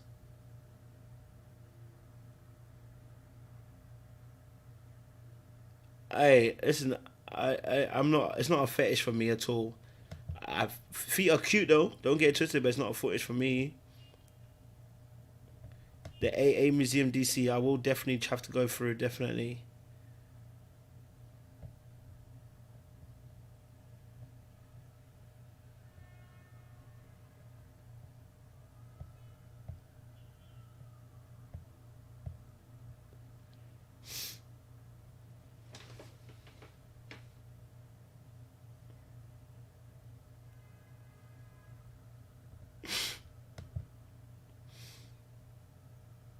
Oh. Y'all moving mad, but I heard the wings are slapping there though. I heard the wings are slapping there. Tell them to sing Pray Love. Tell them. Tell them.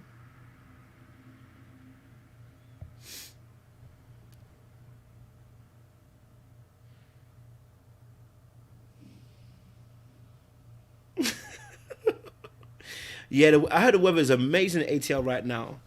And the weather's great. Don't worry, I've got some clothes there. I got some real good clothes. Someone said, are you going to visit Tyler Perry Studios? Yeah, that would be pretty cool, actually. Why not? I've got enough time to do so. That would be really cool to do. That would be really cool.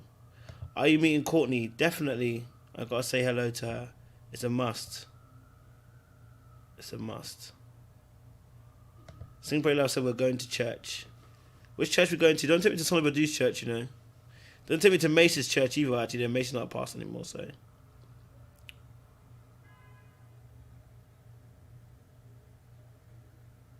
Katie said you go to Wingstop for wings.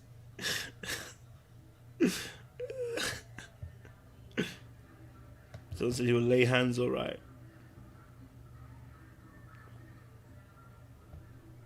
Don't be taking me no church that's going to start sucking me for my money. About offering this, offering that.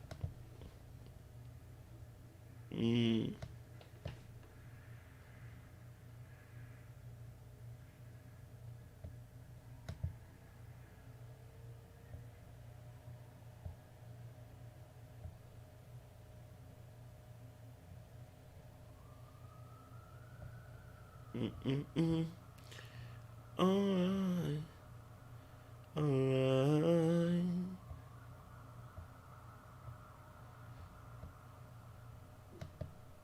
Okay, that's what we were saying.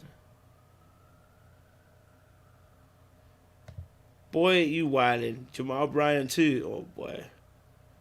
Have mercy.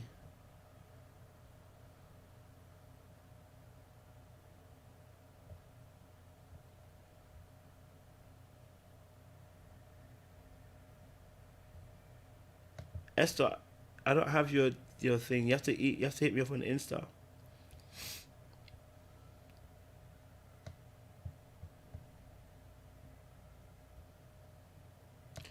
I should do, yeah. Yeah. I should see Crystal as well.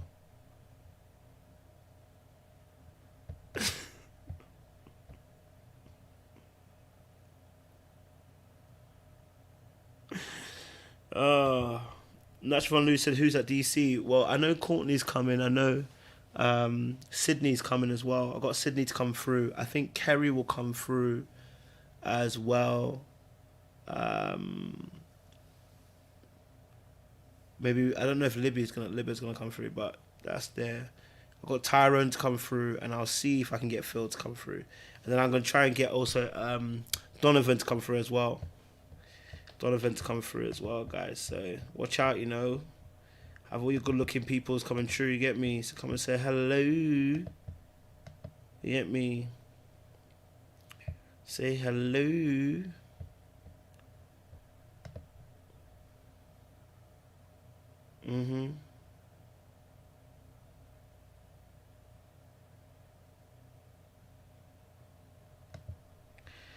Hello, aren't y'all getting it late on Friday? Bree, I'm there from Thursday. I'm there today. It's tonight. Today, when I get there, I'm getting it early in the afternoon. Aisha's not there. I haven't asked her, to be honest. Maybe I can ask her. I've been to Times Square, yes. I have indeed. It's very good. Very nice. Very fun.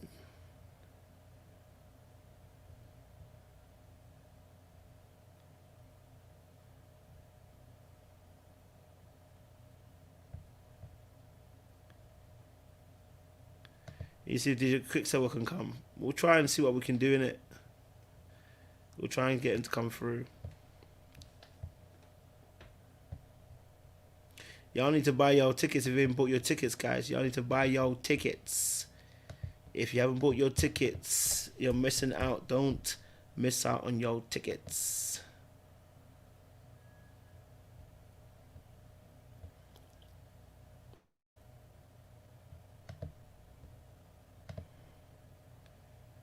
Ooh. Ooh. Ooh. Ooh. Okay.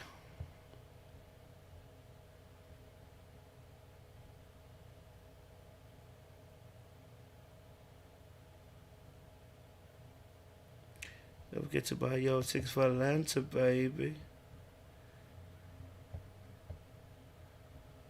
Well, hello. Okay.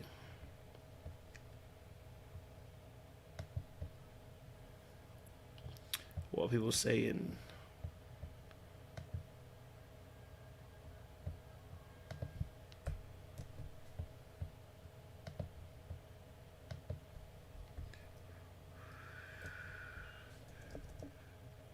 Yep.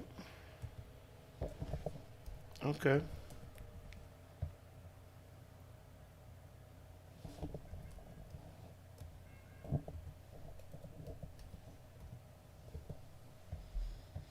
Let's see. I'm coming out, sing pray. He's saying I'm a piano, yeah? Mm-hmm. RJ said rebuke the temptation until next time. RJ.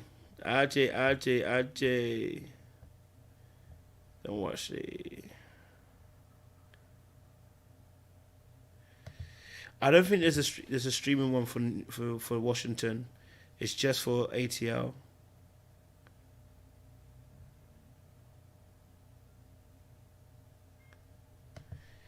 What's the difference between US and UK? There isn't much difference. I'll be honest with you, there isn't much difference. There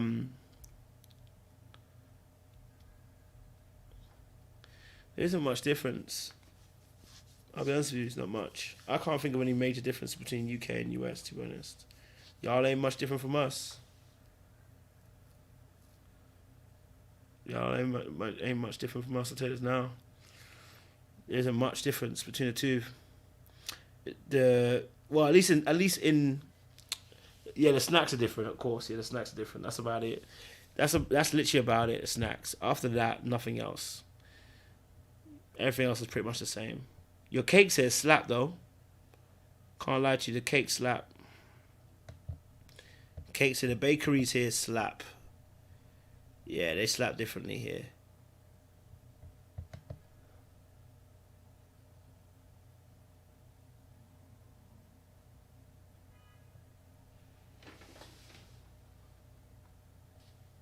Mm-hmm.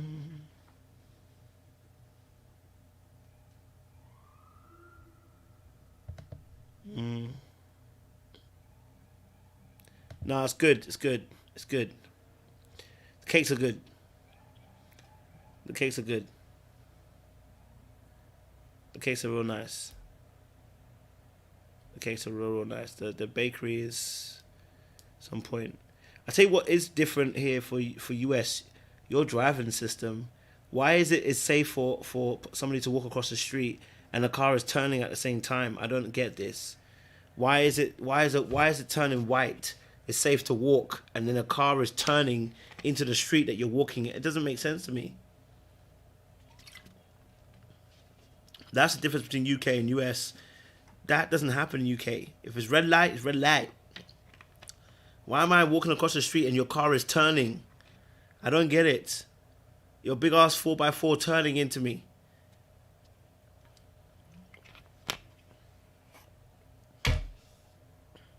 It's crazy. I find it fascinating.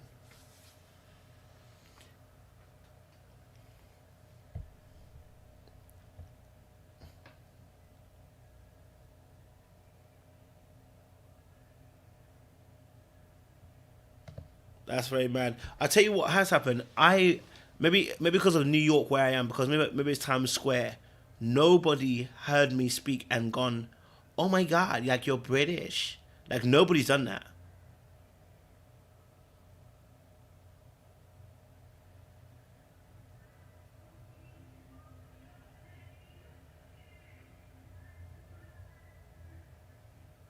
You get me? That's the one thing about being here. Yeah,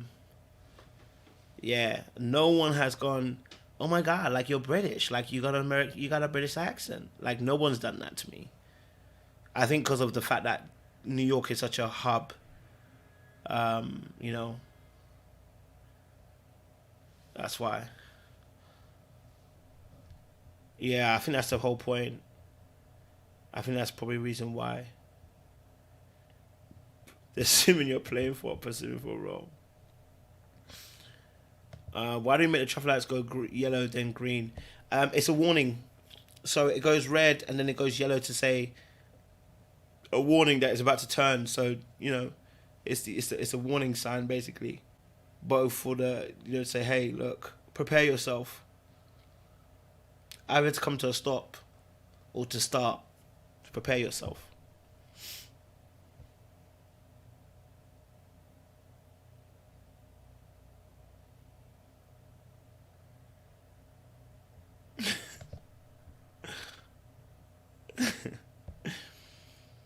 Listen, literally, when I was in New York, nobody, literally, man. It's crazy. Sometimes I talk and I think, maybe I'm speaking with an American accent.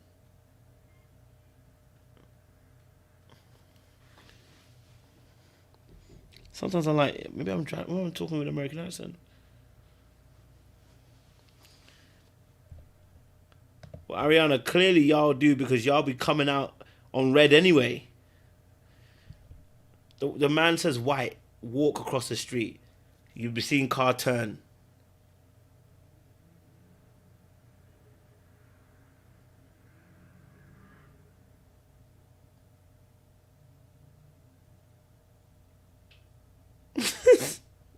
Someone said yellow means speed up. You're trying to get us killed. Oh, I can show you actually, look. Guys, I got this from Junior's Bakeries. This cake slaps. What? This cake slaps. Junior's plain loaf slice. Junior's plain loaf slice.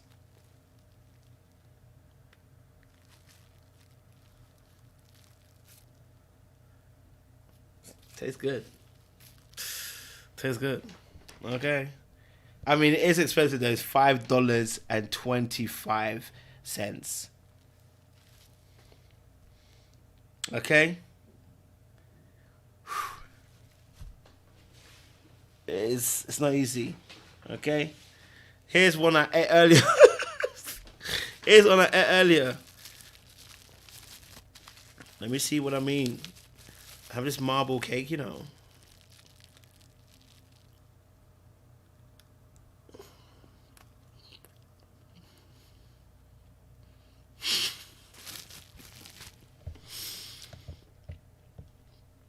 JR, it's like my fourth one.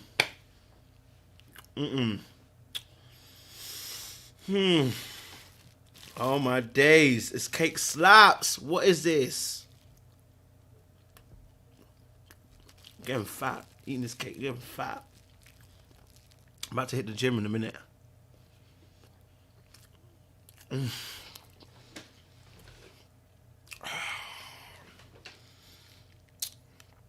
Oh, I'll be touching the base.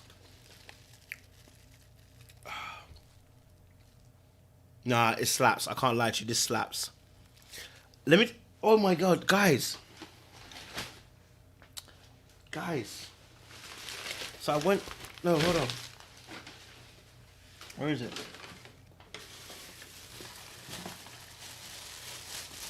I went to Popeyes. Guys, I went to Popeyes. Why... Your biscuits slap. Oh my God. The biscuit scone? The biscuit scone from Popeyes.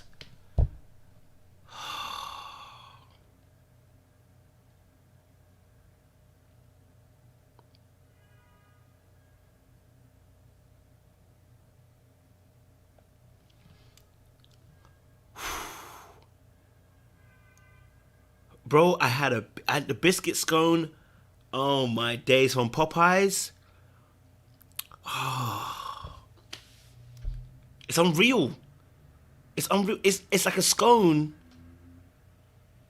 It's like a scone, but it's like a biscuit. But then it's like a baker. Oh man.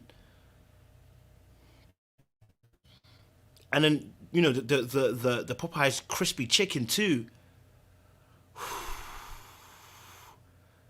The crunch. The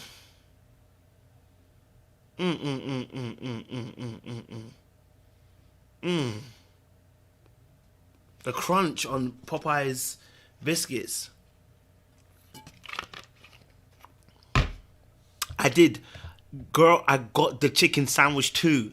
Slapped me right like this. Pow, pow. I bit into it. It went pow, pow. I said, oh my days. What is this? And I tried the Cajun chicken rice. Don't do that, guys. Don't get the Cajun chicken rice. Don't do it. Don't do it. Don't do it. It's trash. Don't do it.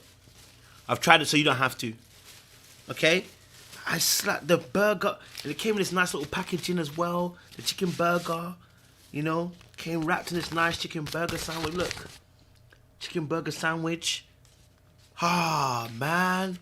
So, bow, bow, bow, bow, bow. I said, woo. Whew. Whew. Those biscuits, man.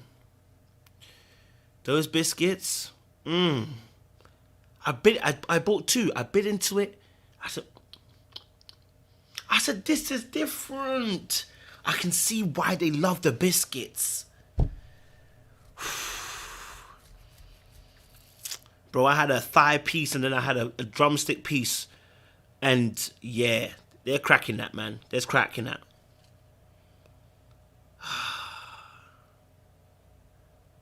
Yeah. Nah, that was deadly. The crunch. The crunch on that. The crunch. Yeah, it was just gosh. I said gosh. Oh, gosh. That two-piece hit differently. It was a combo. Bow, bow, bow. Two-piece combo. I'm telling you, it was everything. The crunch. The crunch. Yeah, I had a high C juice. I threw that away. I couldn't do it. The high C juice was a bit diluted for me. Have I had the cornbread? I haven't had the cornbread yet. I haven't had a cornbread yet.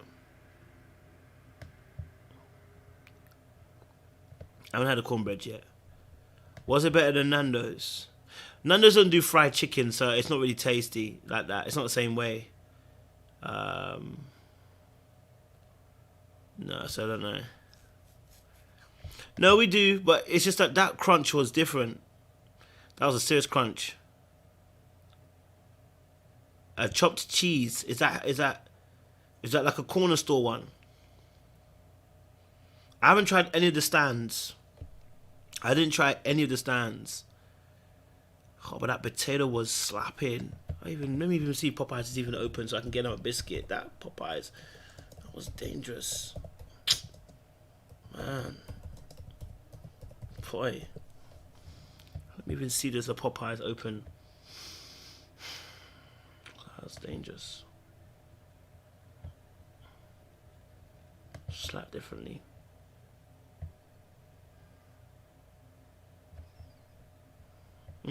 Hold on, guys. I'm just gonna see there's Popeyes around here because now I want Popeyes again. That slap differently. Where am I? How far? Oh, there's one that's open. Where's that?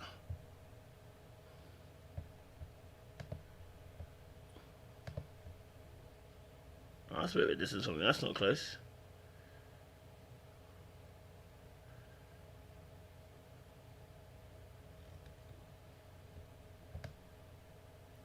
I don't know, where the hell are they trying to put? I ain't close to that.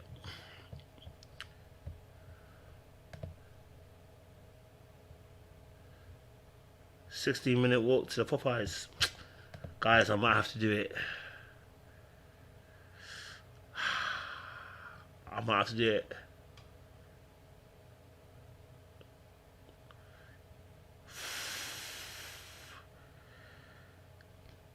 I'll be hitting this treadmill. I got a treadmill downstairs, isn't it? So I'll be hitting the treadmill and everything like that. Oh, that Popeyes. I have to do it. Uber Eats it. True that.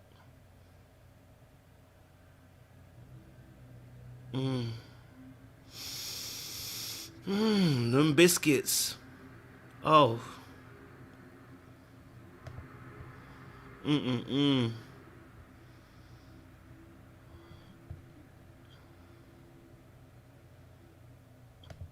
I got a King's plate. You ever seen a King's plate before? You ever seen a King's plate before? Y'all don't know what it is. You ain't seen a King's plate before. Okay. Someone said fight the temptation. I don't know. I am not that strong.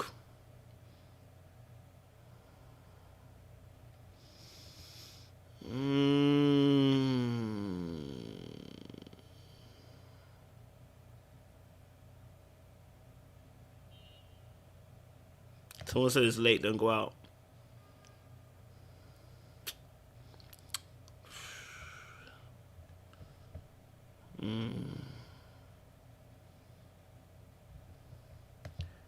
Nope. I need to.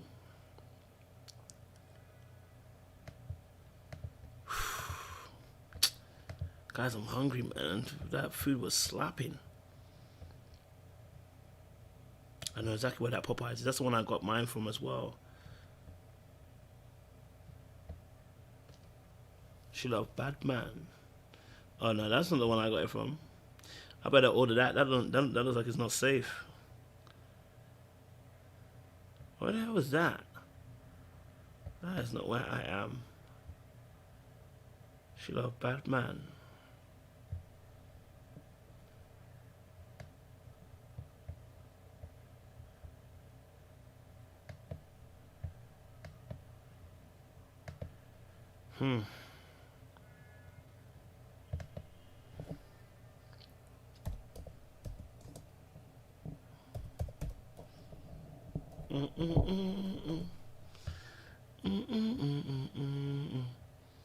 Guys, it's 11 minutes away. It's even closer.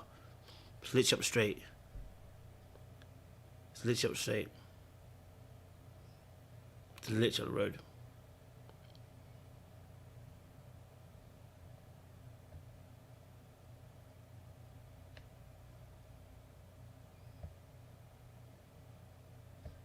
So to stay behind. Is that crazy in NY? Yeah.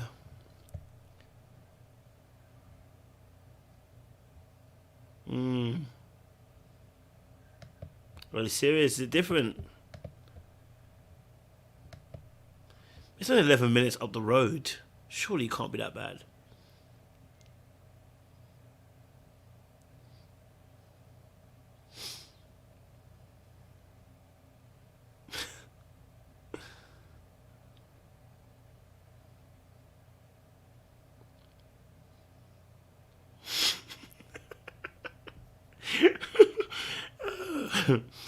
Oh man.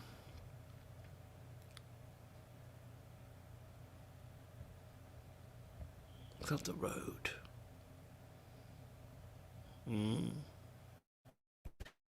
Anyway. It's a madness out here, kids. Anyway, it's rained a lot in New York anyway, so anyway, I'm gonna go anyway. I need to go to the gym anyway, guys. I need to go to the gym after eating that Popeyes and that cake.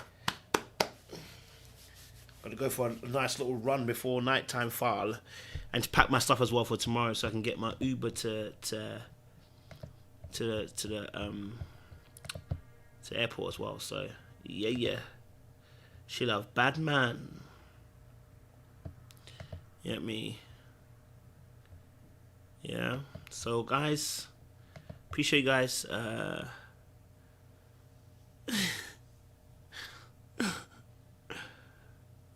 appreciate it a lot, honestly, and we will see you again tomorrow, guys. Okay.